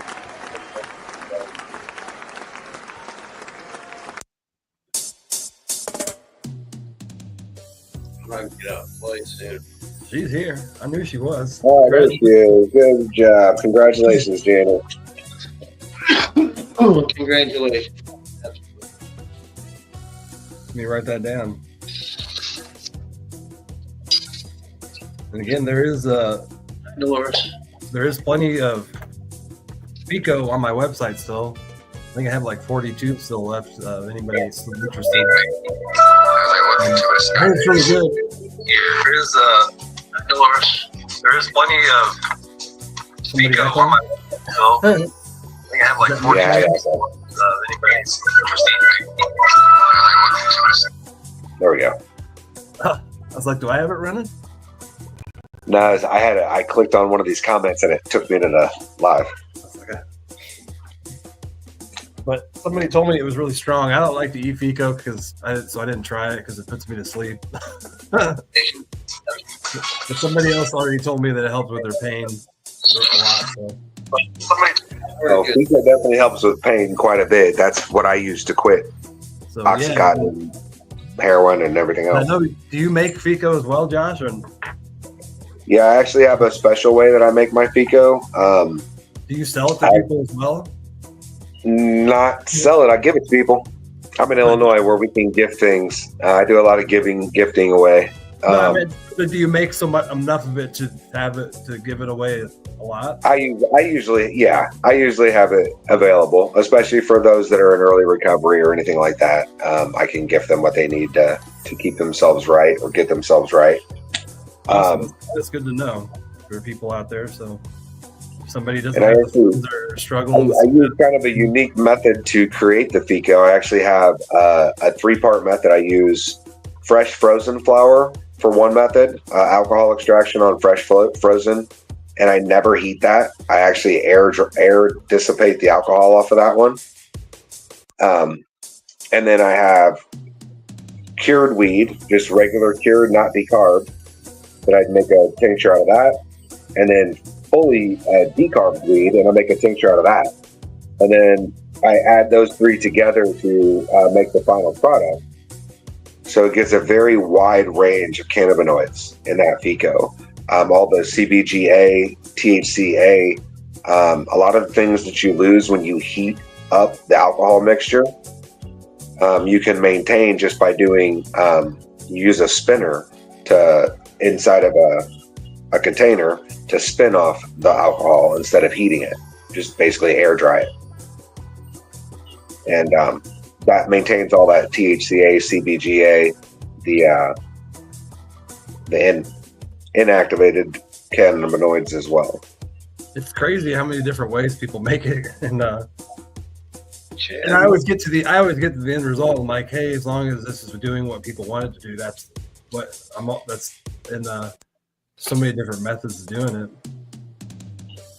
And I've read more into that using the heat stuff, but my method, I can't really keep the heat down. But so I think my stuff's less for pain. Like if you want help for sleep or pain, the Fico that I have is really, really good for that. But you keep a lot more of the cannabinoids when you keep that, when you do what you do. Yeah. Well, more some of the obscure ones. I mean, like THCV and THCP and these things that get boiled off as soon as you raise the heat over 200 degrees. Yeah. And so some of those obscure ones, if you actually take those at higher doses, like you'll get in a dried out Fico, it can affect you somewhat differently. I know that the certificates of analysis that are coming back are showing, so many more cannabinoids that it takes an extra sheet of paper to list them. It's that much of a difference between my regular Fico and the way I'm doing it. I've had both tested. And I don't get me wrong, but my regular Fico works great. This is just a way to add a bunch of cannabinoids that you usually don't get to take because they've been heated beyond taking them. Even just curing it, when you cut the plant down and let it dry out, just the curing process converts a lot of those precursor cannabinoids like CBGA and stuff like that, which is they're going to find CBGA to be probably the most important cannabinoid in the plant, as far as medical side later when they do the more research. CBGA is super important. See you later, Crystal. Thanks for joining us. I'm Rochi. It's good to hear, Lisa. 15 minutes after taking the Fico, it helps. That's awesome. Oh, yeah. I feel it immediately because I absorb a lot of stuff through my mouth. That's the same thing with magic mushrooms. When I take magic mushrooms, I can immediately feel a little ting in my brain because I've absorbed a little in my mouth. And I'm like, oh, here it goes. Diane, can you click on her comment? Who's? Diane. Oh, here. Yeah. Welcome, Diane. If you have any questions, feel free to ask, put them in the comments. You can contact any of us. Three here. If you're not familiar with what FICO is as well, it's a fully extracted cannabis oil. It's basically just one of the more potent forms of cannabis, and that's what we were talking about. So if you're in pain every day, it's something to look into. Now there is obviously a psychoactive high that comes with it, so I don't know if you're a cannabis user, but there's also CBD as well, and CBG. Those are really good to helpful with chronic pain as well. Oh, right on, Lisa. Well, Thank you. Awesome, Lisa. Well, nice to meet you, Diane. I'm in the same thing, Shane. We're the dry season. Sometimes I do taste a little blood in my throat from coughing when I'm smoking. But apparently that's why, some people quit smoking as they age and start doing edibles.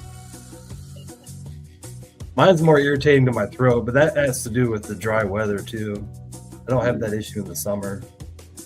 Diane, you have an amazing cousin. She's a sweetheart and a dear friend. And if there's any questions she can't answer, just feel free to reach out. If I don't have the answer, I can find it out.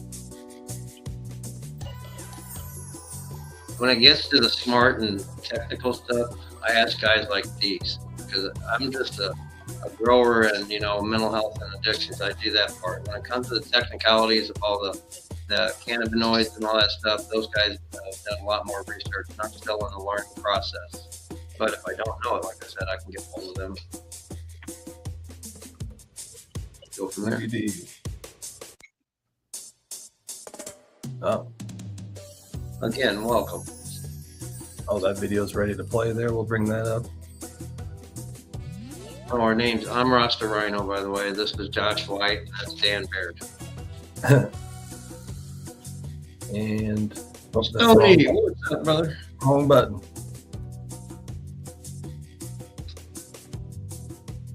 This is just the science of addiction. So this is I think a really short video, and kind of bring it up here. Where to go? Welcome to Life Noggin. Some things in life just feel good. Usually these things are related to our continued survival, like eating and sex. However, sometimes things that aren't good for us, like some drugs and spending way too much time online, can also give those same feelings. And this may lead to an addiction. Inside our brains, we have a reward pathway that is located in our limbic system, the area responsible for emotions and the formation of memories. And as the name suggests, the reward pathway rewards us for doing certain actions like eating. A neurotransmitter called dopamine is released, making us pay attention to what we're currently doing and hopefully repeat that action in the future. So this is good. Our brains are telling us, hey, I'm having an awesome time eating this strawberry. I should totally keep this up. But you can see where this could go wrong if instead our brain said the same thing about drugs or harmful behaviors. Normally, when dopamine is released in our brains, it is later reabsorbed by the neuron it came from. But some drugs like cocaine prevent that from happening. This results in an excessive amount of dopamine in the synapse between two neurons, giving the user their high. Our brains, which want to maintain homeostasis or balance, will eventually adjust to some drugs by decreasing the amount of a neuron's dopamine receptors. Basically, this means that the same amount of a drug will not give the user the same high because not as many receptors are being stimulated. This is known as tolerance. And because these drugs alter the brain's neurons, withdrawal can occur if the user suddenly stops or drastically decreases their usage. The symptoms may vary depending on the drug and can include depression, headaches, vomiting, and difficulty breathing. It's important to note that addiction is not just limited to drugs and alcohol. Behaviors such as compulsive gambling can stimulate the brain's reward system in similar ways. But there is always a silver lining somewhere. Drug and behavioral addictions can be overcome. And if you know someone that needs help, check out the links in the description. Domain.com. Yeah, it kind of explains it. There's, a whole bunch of brain chemistry going on. Oh, where'd it go? When it comes to addiction. And this obviously environment plays a lot of role, but also the brain chemistry. And that's why I honestly think at younger brains, that statistic about 24% higher chance when you're 21 years or younger, the higher chance of becoming addicted to something is that way because the brain is still, maturing and growing. You start messing with neurons. I could agree with that. I started using way younger, and than what a person should. I think my first use was 12 or 13 years old, and maintained that for a long time. So I can see that. Yeah, the first time I experienced being drunk was 10, but of course I didn't start drinking right then. It was just that I happened to drink a few beers with my dad and got that feeling. But I remember, I drank a little bit here and there, but at 13, like about the same time, 13, 14 is when I started heavy getting in it. They say that's when your brain stops maturing on a normal basis. And I was in somewhat of a unique situation. I got run over by a lawnmower when I was 3. So my first actual stint with addiction was in Shriners Hospital. While I was there for a year and a half in rehab recovery, and they were shooting me up with morphine from the day I left Peoria in the helicopter until almost a year and a half later, when they just cold turkeyed me off of the drugs, so I could leave and come back to Peoria. And so my addictive core centers were fired long before I had an idea what addiction was. But the first time that I used voluntarily, or that I used drugs, that I say I used drugs, it fired all of those same feelings, and I definitely recognized it immediately. So I know that, we're discussing is addiction a choice, and I've got to say that if you don't know that you have the trigger of addiction and it still triggers without you knowing it, then it probably isn't much of a choice at that stage, right? Like, I didn't realize that I was addicted when I was 12 or 13 and I used drugs again. I didn't realize I was already addicted to opiates back when I was 3 or 4 years old. I had already felt addiction and went through that. So when I refired or re-triggered that allergy, which is the compulsion and obsession, it was immediate. Like, I immediately went right back into that mindset of addictive mindset. And I tried all of them, all of the drugs, in a very short period, from 12 to about 15. I had tried almost everything that you could imagine. So, yeah, I don't know. I think that there is choice involved in addiction, but I think once you reach a stage where you are beyond abuse, beyond dependency, to the actual stage of addiction, then it's not a choice any longer. That's not a choice until you subside the trigger or subside the allergy fully, and what we would consider be in remission for any other disease. And at which point, as long as you don't trigger the allergy doesn't exist in you. I'm no longer obsessed and compulsed on drugs because I'm not triggering that allergy. Right. And there, Dan, can you play that hypofrontality? You don't have to play the whole thing. You can fast forward to the part where I could probably show you where it's at. There's a part it shows in this video. It's the best explanation I can find. It's from the documentary Pleasures. There are many arguments against calling it. But there's a part where he asks. It'll show you here in a minute. But is it the one that says the choice argument? No, it says hypofrontality. That's the one I couldn't find. You might have to send it to me. Okay, yeah. Hold on. Where's his videos? Hypofrontality. I found it. Okay. Thinking about starting to run on the treadmill again. I need to drop my belly fat.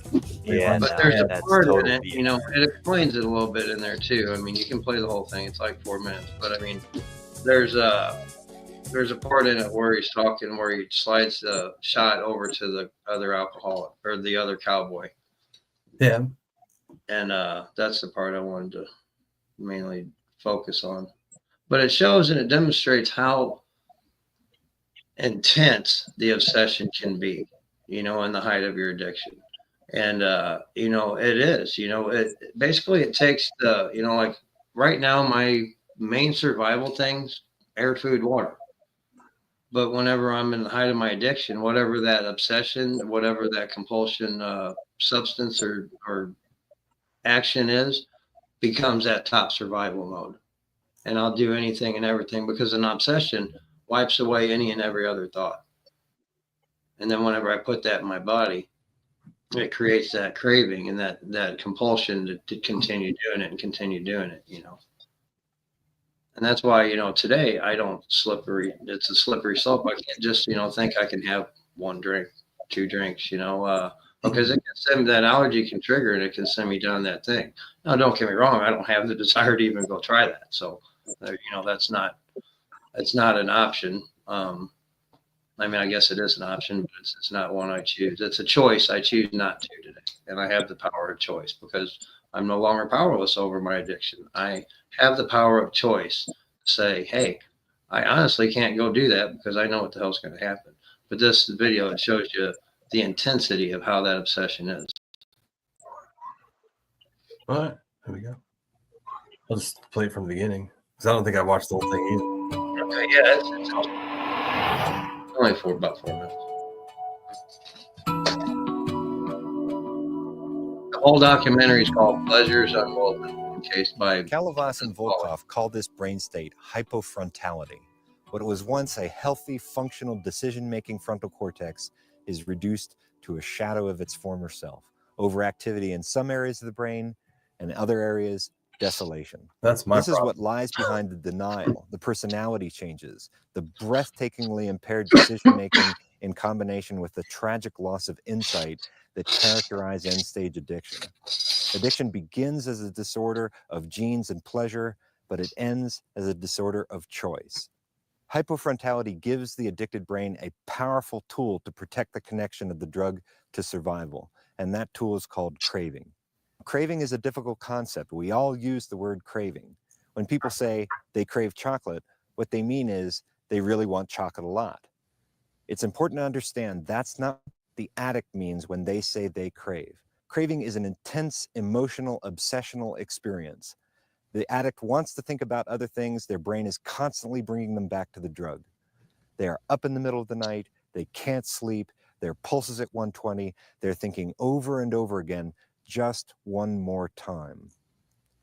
That's craving. And make no mistake, that is genuine suffering. And I think it's the presence of craving that defeats that choice argument. You remember the choice argument. Addiction's not a disease because the addict can quit anytime he wants. Go ahead, put alcohol in front of the alcoholic, and when he reaches for it, you point a gun at his head, and he will choose not to drink. And that's true. With a gun to his head, the addict can, in that moment, choose not to drink. But even though the addict isn't drinking or using, he's still craving. He doesn't have the choice not to crave. Once that connection of the drug to survival has been carved into the brain, you don't actually have to have drug use anymore for the disease process of addiction to be active. The choice argument fails because it measures addiction by the addict's behavior. In doing so, it misses the most important feature of addiction to the addict, the craving. The other thing the choice argument doesn't quite get is that if you put alcohol in front of an alcoholic and a gun to his head, he doesn't think, oh, I better not drink or I'll get shot in the head. No, what he thinks sounds more like this. This here. I wonder if he'll really shoot me. I wonder if he's even got bullets in that gun. Maybe his finger will slip off the trigger. I wonder if I can get that alcohol into my brain before the bullet comes crashing through my skull.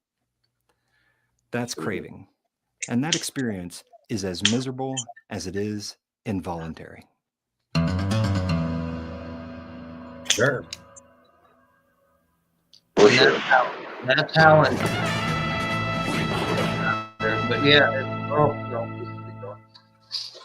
What's that? I said you can keep going if you want either or. Well, another minute left.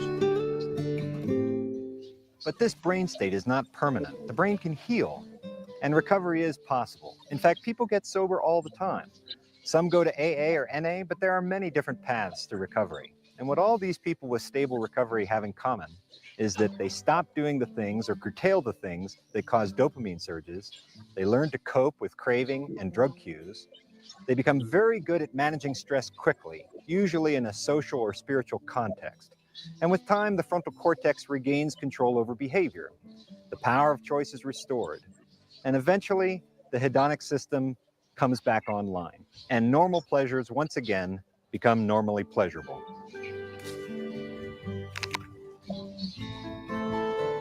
Sometimes quickly, sometimes slowly, the brain's hypofrontality resolves, and the recovering addict's capacity for choice is restored.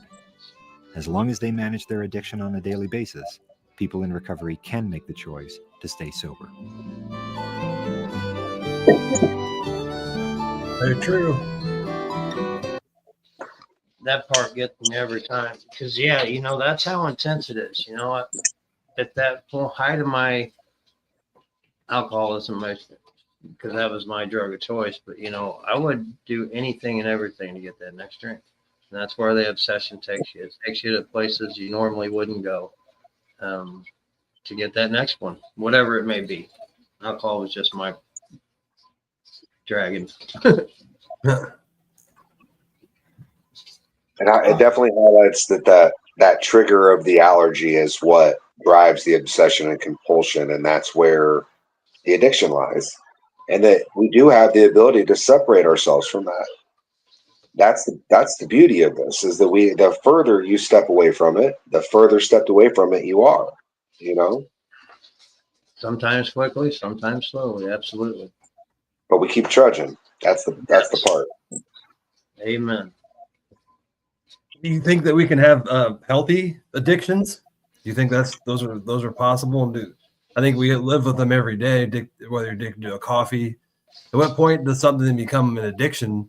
Because I've actually seen functioning alcoholics who the story I share about this guy I hired, he was working for me for about a couple weeks, and he was staying at my house because we were working, he lived far away. Anyway, I wake up in the morning and he's sitting here slamming 6 beers. And I'm like, what are you doing? He's like, oh, I drink 6 beers before work every day. And I'm like, dang, I didn't even know this. Like, you seem like you're working fine. And, you know, you have functional alcoholics who seem to be cruising through life just fine, but they drink every day. Or at what point does something become a really bad addiction? When it no longer affects you when you do it. Yeah. When you have no effect to taking poison, that's probably a problem. Right. Most people drink 1 or 2 cups of poison and they say, oh, I feel dizzy and sick. I'm being poisoned. Let's stop doing that to myself for right now. An addict, somebody who's already broken that veil of addiction, says, I feel a little poisoned. I wonder if 6 more will kill me. Let's try that.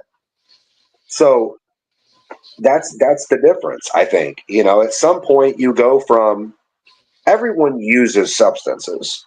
Yeah. Right? Almost everyone on earth uses substances of some sort. Or addicted if nothing else, you're using air and water and food, which are all substances too.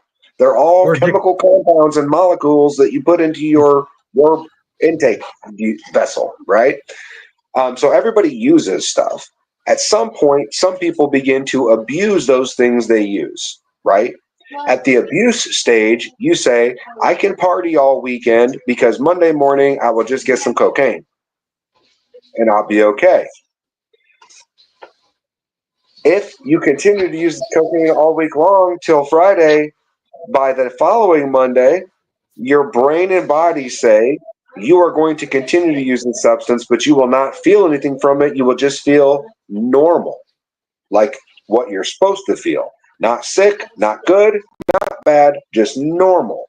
When you are using a substance and you just feel normal while you're using it and it's no longer giving you an effect that you are going for with intention, you're in addiction. If I smoked weed and didn't get high off of it, I'd quit. At the very least, I slow down when I realize that is happening. That's how I manage my use. Yeah. Right? So I think that's where it lies. At least that's where it lies for me. That's where that line is drawn. I mean, Lisa was talking about the food addiction too. That's another issue in society, especially. Oh, big time. And she's dealt with it as well. And I actually live in Adams. I live in Adams County in Illinois. We actually placed last in the county of Illinois in obesity. 33% of our county is obese. So I see it in my daily life and the amount of fast food restaurants in my town, and sugar being a drug. And that it really comes down to sugar is the addiction part that that a lot of society deals with. When I was in full abstinence, completely full abstinence, I for one, I gained 122 pounds from the time I got sober to the day that I went back to smoking cannabis. And it was about 18 months that I was completely without everything. This was the first time I ever got sober. This was 2008, 2009. And when I decided to go into recovery this time, that was a big part of what I looked at. I looked around a lot of the traditional recovery rooms, and there were people with congenital heart failure, heading to heart disease, slamming 43 cups of coffee a day or drinking 5 Starbucks drinks with 70,000 calories apiece. I wanted to be healthy when I got into recovery, not just off of a substance, not just abstinence from my drug. I wanted to be healthy again. So I couldn't transmute that obsession into food or recovery, because I have a tendency to go and all out and just be that is all I think about. The obsession can transmute into other things, just like recovery, working out, things that you would think are healthy. But when you do them in an obsessive way that damages other parts of your life, they're no longer healthy. They're just another addiction. I mean, look at these dudes that go work out and they walk like this because they can't wipe their own butt, literally. At what point does being healthy become no longer healthy? But then there are people who do drink every day, or closet, as they call them, closet tweakers. And I actually know a lot of those in my town that people don't even know they use methamphetamine, but and yet they live a normal life. But obviously it's not a healthy addict or a healthy choice in your life, because it's not good on your organs or your body or your brain, and over time will kill you. Amphetamines are a weird one. We give them to little kids and then stop giving them to them around 18, and then we wonder why we have a methamphetamine problem in this country. How do we wonder that's a problem? We're literally giving them legal amphetamines without the methyl alcohol molecule attached to it. That's it. It's just methamphetamine without the methyl alcohol molecule. And we give that to them until they're 18 and then just cut them off cold turkey. Figure it out. How do you feel normal? You go find it on your own. And then you are a very easily controlled, productive worker.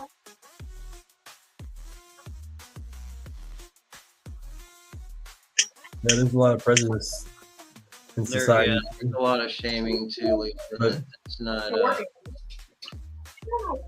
Need to be having better options than fast food too, though. So I think a lot of times when they do those studies about the obesity rates in our state, that was kind of eye opening to me. I'm like, holy cow, we have a problem here. Should not be. And who ends at the end of the day with obesity is the pharmaceutical companies. They make a lot of money off of that too, because they know that all that processed food makes you sick. A big part of it, is we're all in recovery from something, and it's just trying, for me anyway, it's just trying to be better than I was, and trying to, doing that next right thing right in front of me at that moment in time. I say that so much because it's simple. I like to keep it simple, stoner method. I can complicate the shit out of anything, but just doing that next right thing right in front of me at that moment in time, and being a kind person, to anybody I come in contact with, having acceptance, but not accepting unacceptable behavior. That doesn't mean I have to be a dick too. Two wrongs don't make a right, and just, doing things one day at a time. Remember that I can only do what's right in front of me. I can't change the past. I can learn from it though and do better tomorrow. What's the saying? I can't go back and make a better beginning, but I can begin from now and make a better ending. Sure. Turn on always day. What's going on, Ty? How you doing? I had a comment on my side is most people that seem to be functioning alcoholics are not functioning in some aspect or area of their life.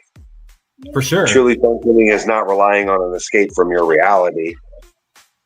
I agree with that, and it's not so much even it's that.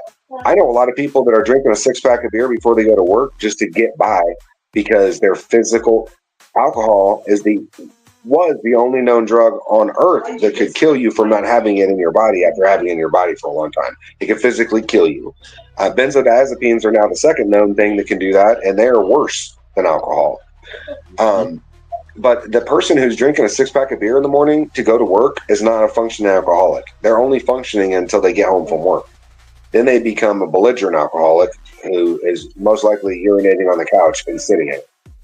Because that's what happens after a long period of being wet-brained. I'm not talking shit about anybody. I was a wet-brained alcoholic myself. I literally, at the end of my addiction, was drinking a $1.10 can of 211, and I drank 10 of them a night on top of a whole handle of whiskey. Yeah, I would wake up and take my morning meds with the beer I set down from the night before. Yep. Hot, cold beer, hot, cold, cigarette butts in it, didn't matter. Yeah. I'd finish it off. And, so I am that bottom of the barrel addict alcoholic. I've been to the basement floor of the bottom, and I carried a shovel and pickaxe with me down there. Right. So it was like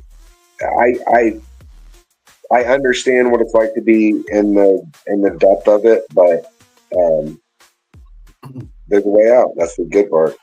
I had to put the shovel down. That's exactly right. Whenever I hit bottom when I put the shovel down, and that was it. And I used the shovel to build my own staircase up out there, because the 12 steps that were already there, I kept falling off of, right? Because I'd get so far up the 12 steps, and then somebody who was in traditional recovery would be like, "You still smoke weed? Get off the steps," and kick me right in the face off the steps. And that's what happened over and over again until I created Marijuana Maintenance Program. And then I had a place that accepted me. I found my own tribe by creating it. And so I think that, in addiction, finding your home group, the people that you get along with the most, and whether that be AA, NA, CMA, CEA, Marijuana Anonymous, Marijuana Maintenance Program, whatever your thing is, finding your tribe and a group of people that you can stick with this through and get through it with is a huge important factor in overcoming addiction. Dealing with the underlying trauma and mental health issues that cause most likely the addiction that you're dealing with, another big part of it, and we get to the roots of that, and it's we just did an episode. I just did an episode last week on that, or 2 weeks ago. Loneliness is a huge precursor to, and they've done plenty of studies that people who have a strong social structure have a significantly less chance of becoming addicted to something than somebody who is alone, has no structure. Those people are a lot more vulnerable to drugs and abusing them because they want to escape. They're not happy in life, and they're going to use it as a method to escape life instead of trying to live it. But that's also the same thing with loneliness and happiness. The pursuit of happiness is also based on social structure, and people who have a strong social structure tend to be happier people as well. So it's one of those important things in life that we tend to not talk about or teach that in school about how social networking and having a social structure in your life isn't the span of your life is important to your mental health.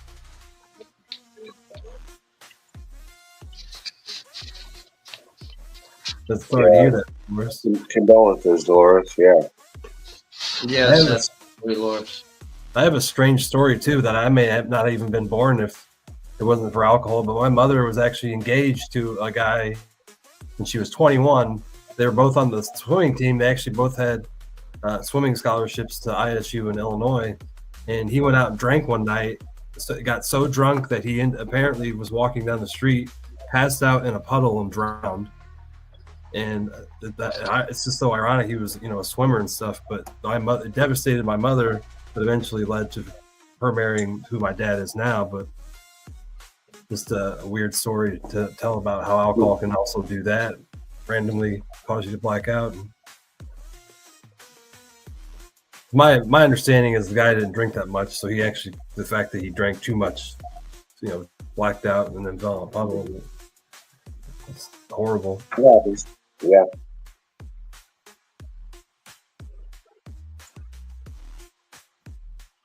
Drank himself to death.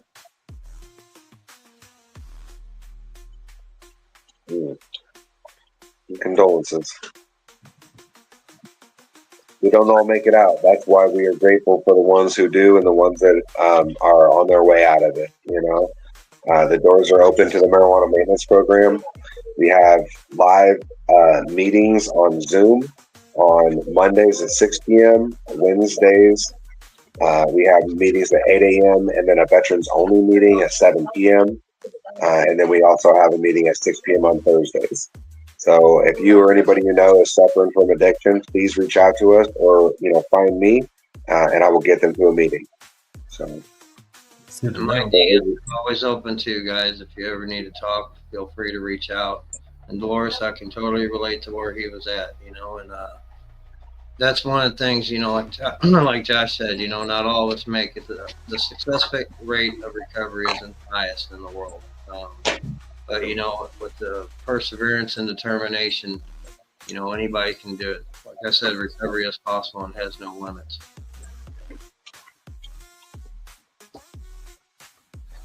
Well, there's always a horrible way. But variety is always, there's always better days. And I like that you guys came on the show and shared your success stories, and you've seen how it changed your life, Josh, in the last few years. I'm sure your kids are inviting me up and letting me, let me blab on about my recovery. I appreciate it. Yeah. Awareness, and just a little bit of hope is, can help many people. That's my goal, is to help one person or two along the way, and that's better than that. So, if I can just spread that message anywhere and everywhere, that's what it is. Just let people know they're not alone and there is possibilities. Sure. I actually have been on the other side of it too. I have a brother he was an alcoholic. He's been 12 years sober. I don't really have that type of relationship to ask him to be on the show, because I don't even know if he'd openly talk about it. But he would, when he would drink, he would become homicidal and suicidal, one of the two. He'd either want to kill somebody or kill himself. And he apparently had this thing in his brain where, according to doctors, that when he drank alcohol, it triggered a malfunction in his brain and caused him to become violent or become like that. But he's now 13 years sober, I think. So the doctors basically told him, you can't drink. You'll never be able to drink alcohol. You have this malfunction in your brain that doesn't really allow you to process alcohol. I heard a guy say one time, an old timer in AA, said it well, and it described me and a lot of us is I just forgot what it said. Damn it. I hate that. Squirrel. What'd you just say? Damn it. We all lost it. I don't know. We had a point at one point. Yeah. But it's changed my brother's life. My brother has a kid and a girlfriend. He's got a good house. He's got a good job. And it shows you that just because you had a rough, you've been through some rough years doesn't mean that you can find happiness and success in life. It can be turned around. I remember. Yeah. When he says, when I drink, it changes my perception of reality and bad shit happens. And that's pretty much, how it is. It changes that perception of what, right and wrong should be, I guess, or it makes me skip it, and just do whatever we want anyway, because that obsession overtakes. Right. I think that also goes back to that thing we were talking about earlier with the chakras and the frequency and the vibrations and all of that. And alcohol lowers your vibrational state to the point of alcohol. Alcohol is its own personality. That's why everybody who's on alcohol acts the exact same way. Loud, obnoxious, in your face, lovey-dovey, all that's an alcohol personality. And it has its own. That's why people drink, so that they can assume that personality and allow themselves to be this vibrant person who's really not really a vibrant person. You only feel like that. I actually did mushrooms once, and I went out to a bar with a whole bunch of people drinking, and I felt exactly what you're talking about. I was like, what is wrong with all these people? And I felt this toxicity in the air. And I'm like, all these people, it was after midnight, and I was like, all these people here feel like they have some kind of issue in their life to be at this level of drunk. And it was really uncomfortable. I get It's poison. Because mushrooms raise your vibrations and alcohol lowers them. So when you're raising your vibrations, you can actually feel that. But they're poisoning themselves, and you can see it. You can very clearly see that they're poisoned. Like, oh, you guys are all drinking poison voluntarily. You should stop doing that. Like, I can see it from over here because I'm not drinking the poison. I can see you. That's bad. Don't do that. So yeah, that's what happens a lot of times. And I remember a friend coming over, and he was like, I was like, hey, how are you doing? He's like, oh, just doing something I shouldn't. And he was just joking, but I was like, man, you're not joking. I was like, you feel that deep that you're here doing something you shouldn't do. If you're saying it out loud, for sure you're feeling it. Right. I remember that very vaguely because I was like, oh my God, he's lying to me. Like, plain as day. Anybody can recover. That's for sure. Yeah. Another thing an old timer said one time, and this was my sponsor, he said one of the 4 L's will get you in recovery: your liver, your lover, your livelihood, or the law. And us being overachievers, sometimes it's a combination of the above. But usually 4 for 4, damn. Yeah. But yeah, something usually has to wake us up and be like, hey, at least it did for me. Just seeing my life, seeing the pain in my wife's eyes, and just being sick of living that way. And I don't know. Word of a Godsmack, I guess you could say, for me. Woke up in jail with no clue where and what I was doing so many times when I was in alcohol. Lost a lot of time. Blackouts and passed out. Yeah, I hear you there, Shane. I used to say, whenever I drink, I break out in handcuffs. I wake up in strange jails. But whenever I quit saying that, because that would indicate that I had a certain jail that I went to. If there were strange jails, and I was like, well, that's true too. So I'm just going to quit saying that. I've actually woken up in a jail cell too, drunk, but that's when I was mixing prescriptions with alcohol, and I unknowingly was making me violent at that time. That was when I was taking Shantex to quit smoking cigarettes. And apparently you're not going to drink on it because it makes you extremely violent for no reason. Somewhere circa 2017, 2018, I passed out drunk in the back seat and woke up with 3 joints in my pocket in Colorado. Oh, jeez. Ended up living out there for a while. Jeez. Yeah, that's a true story too. Actual true story. Woke up in a whole nother state. That's about as extreme as end up places. That's about as extreme as the story as I met a guy at basic training. He said he ended up 3 states over on a park bench one night when he was drinking. I'm like, damn. The story coming back was wilder. I went up to the mountains above Boulder in Colorado with some alcohol, and when I ran out of alcohol, I came back down and came just all the way back to Illinois from Colorado. I never stopped. I just kept going. Jeez. Crazy. Yeah. Glad we're all here. CBD hashtag. Yeah, we'll give away a bottle of it's a 60 capsules of CBD. They're about 18 milligrams each. Oh wow. 20 milligrams each capsule. I actually put the most flour I can in the machine, so it's usually it's 18 ounces of coconut oil, and then I put 98 grams of CBD. I think that's what it is. So it's a pretty strong infusion. That's a very strong infusion. Yeah, and then I use one of the fusion machines. So chops it up into a good pulp, so it actually can sit below the coconut oil line while you're infusing. Because if you put that much flour in there, it won't mix right unless you make it into like a pulp. Yeah, powder it. Yeah. Yeah, that happens from time to time, Shane. But I just learned the words "dos cerveza por favor" just in case I ended up in Mexico. I could order the bathroom, or how do I get phone? I learned how to get 2 beers. I just have a friend who finally tried the CBD. He was having issues sleeping, and she didn't want to try it at first because she's going through a custody battle, and she keeps thinking that she's gonna have THC in her system. But I finally got her take it, and now all the issues that she was having with sleeping are gone. And one of the issues a lot of people deal with is you may wake up at 3 a.m. and not have the ability to go back to sleep.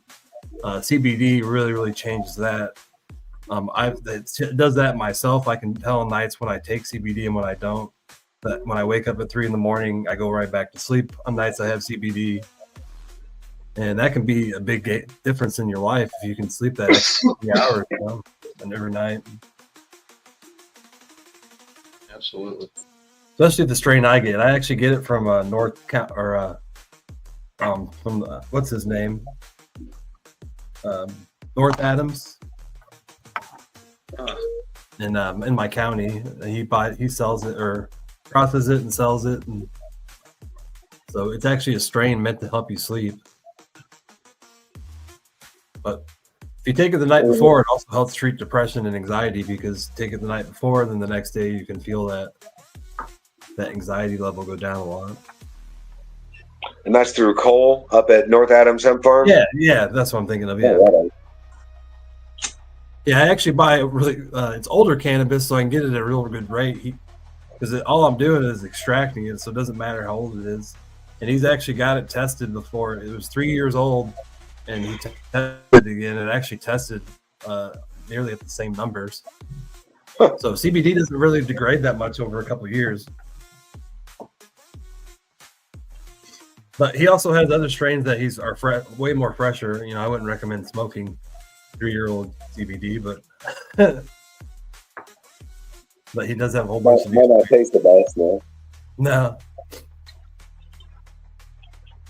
Me too. At least I wake up at 3, or actually Heidi wakes me up at 3 a.m. every morning if I'm not awake. But I usually wake up at 5. And I do sell that on the website. I try to sell it at a way more affordable price than I think the market if you go to stores is still really high on CBD products. But eventually they'll come down in price, I believe. But I just hate how some companies make 300 to 600% on their products. You don't need to make huge profit margins like that. And then because the people that need this medicine are usually people who can't afford those prices. Hold on, Ted. So there's also down at the bottom, you can use that discount code 20 and get 20% off cancer patients, veterans, and anybody 65 years or older. And if you are financially struggling to, hit me up as well. There's ways to work around that. I'm definitely like helping people. Yeah, Lisa, we made actually that peanut butter I got from you, Josh. Patty made peanut butter cookies for the dog. Oh, very cool. Yeah, that peanut butter came from AMP Farms. You probably heard of them too, Dan, correct? So what farms? AMPM. AM and PM Farms. Oh, I don't think I've ever heard of them. They're up there by Cole. Oh, must be a smaller one. Maybe. I bought my CBG from a guy who grew it in Missouri for one season, but he grew like 50 pounds of it. Cole, I think, just started growing CBG, but I still haven't ran out of. I bought like 10 pounds of it, I think.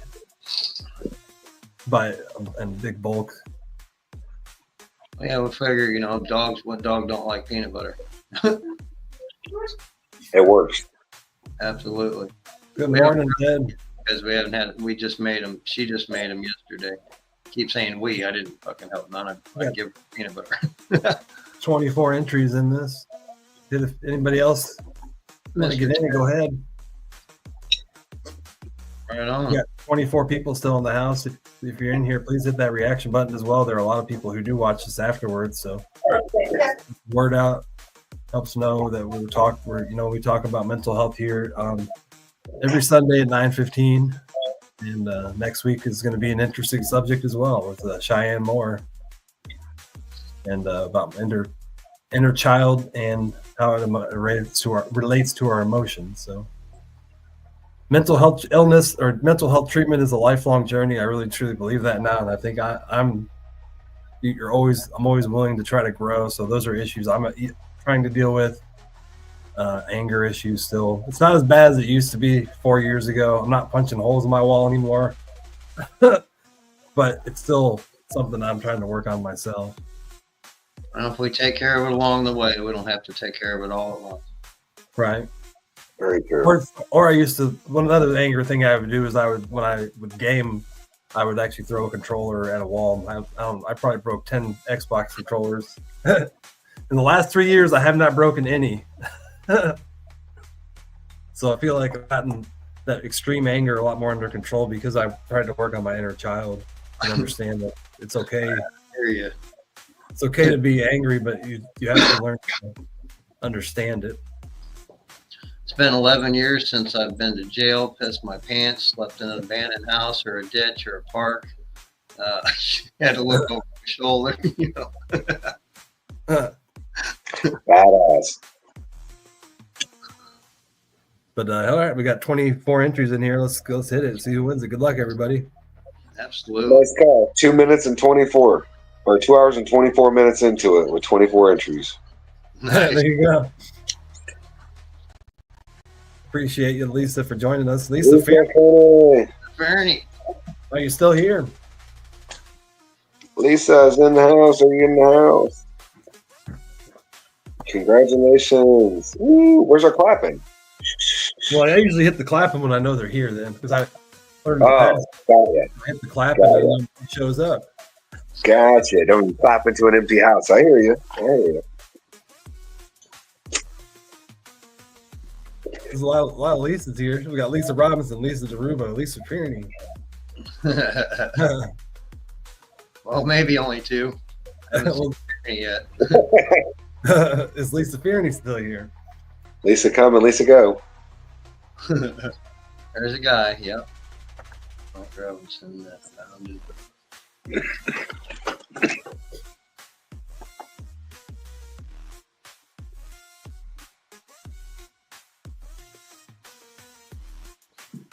Mike Robinson. That name sounds familiar. Yeah, I know Mike. That's the OG researcher. Nice. He researched a lot of CBD, CBN, CBG, all of the cannabinoids, because his daughter Genevieve is I don't know exactly what she suffers from, this cerebral palsy or something along those lines, but she suffers from something that she's treated with his CBD oil that he created. So he's been at it for a long time. So very knowledgeable gentleman, straight up.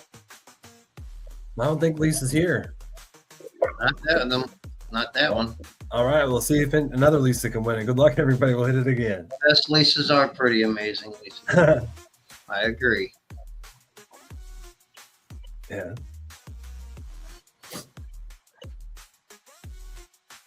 Loretta Ridgeway.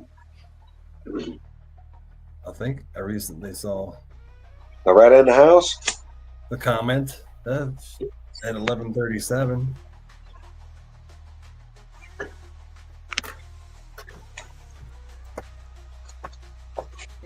Yeah, send me that article. He is here. No, that's Loretta. Loretta, there she is. Trying to find it. There it is. Congratulations. There's the golf. Time for hit the golf clap. Oh, Yay! golf cheer. Congratulations, Loretta. Enjoy. We are Genevieve. And that's a month's worth. Well, it's 2 months worth if you just take one capsule a day, but it's 60 capsules. I usually take 2 a day. I call it if you get 8 hours of sleep. Turn that down. If you can get 8 hours of sleep, I take 3 capsules. But if I get less than that, I just take 2 because it can make you a little drowsy.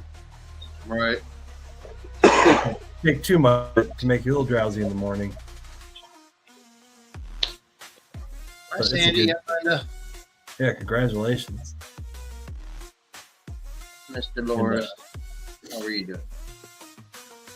It's been a good episode. Thank you guys again for joining me. It's been 2.5 hours, so I'll let you guys get back to your life. I'm gonna have to get back to my day as well.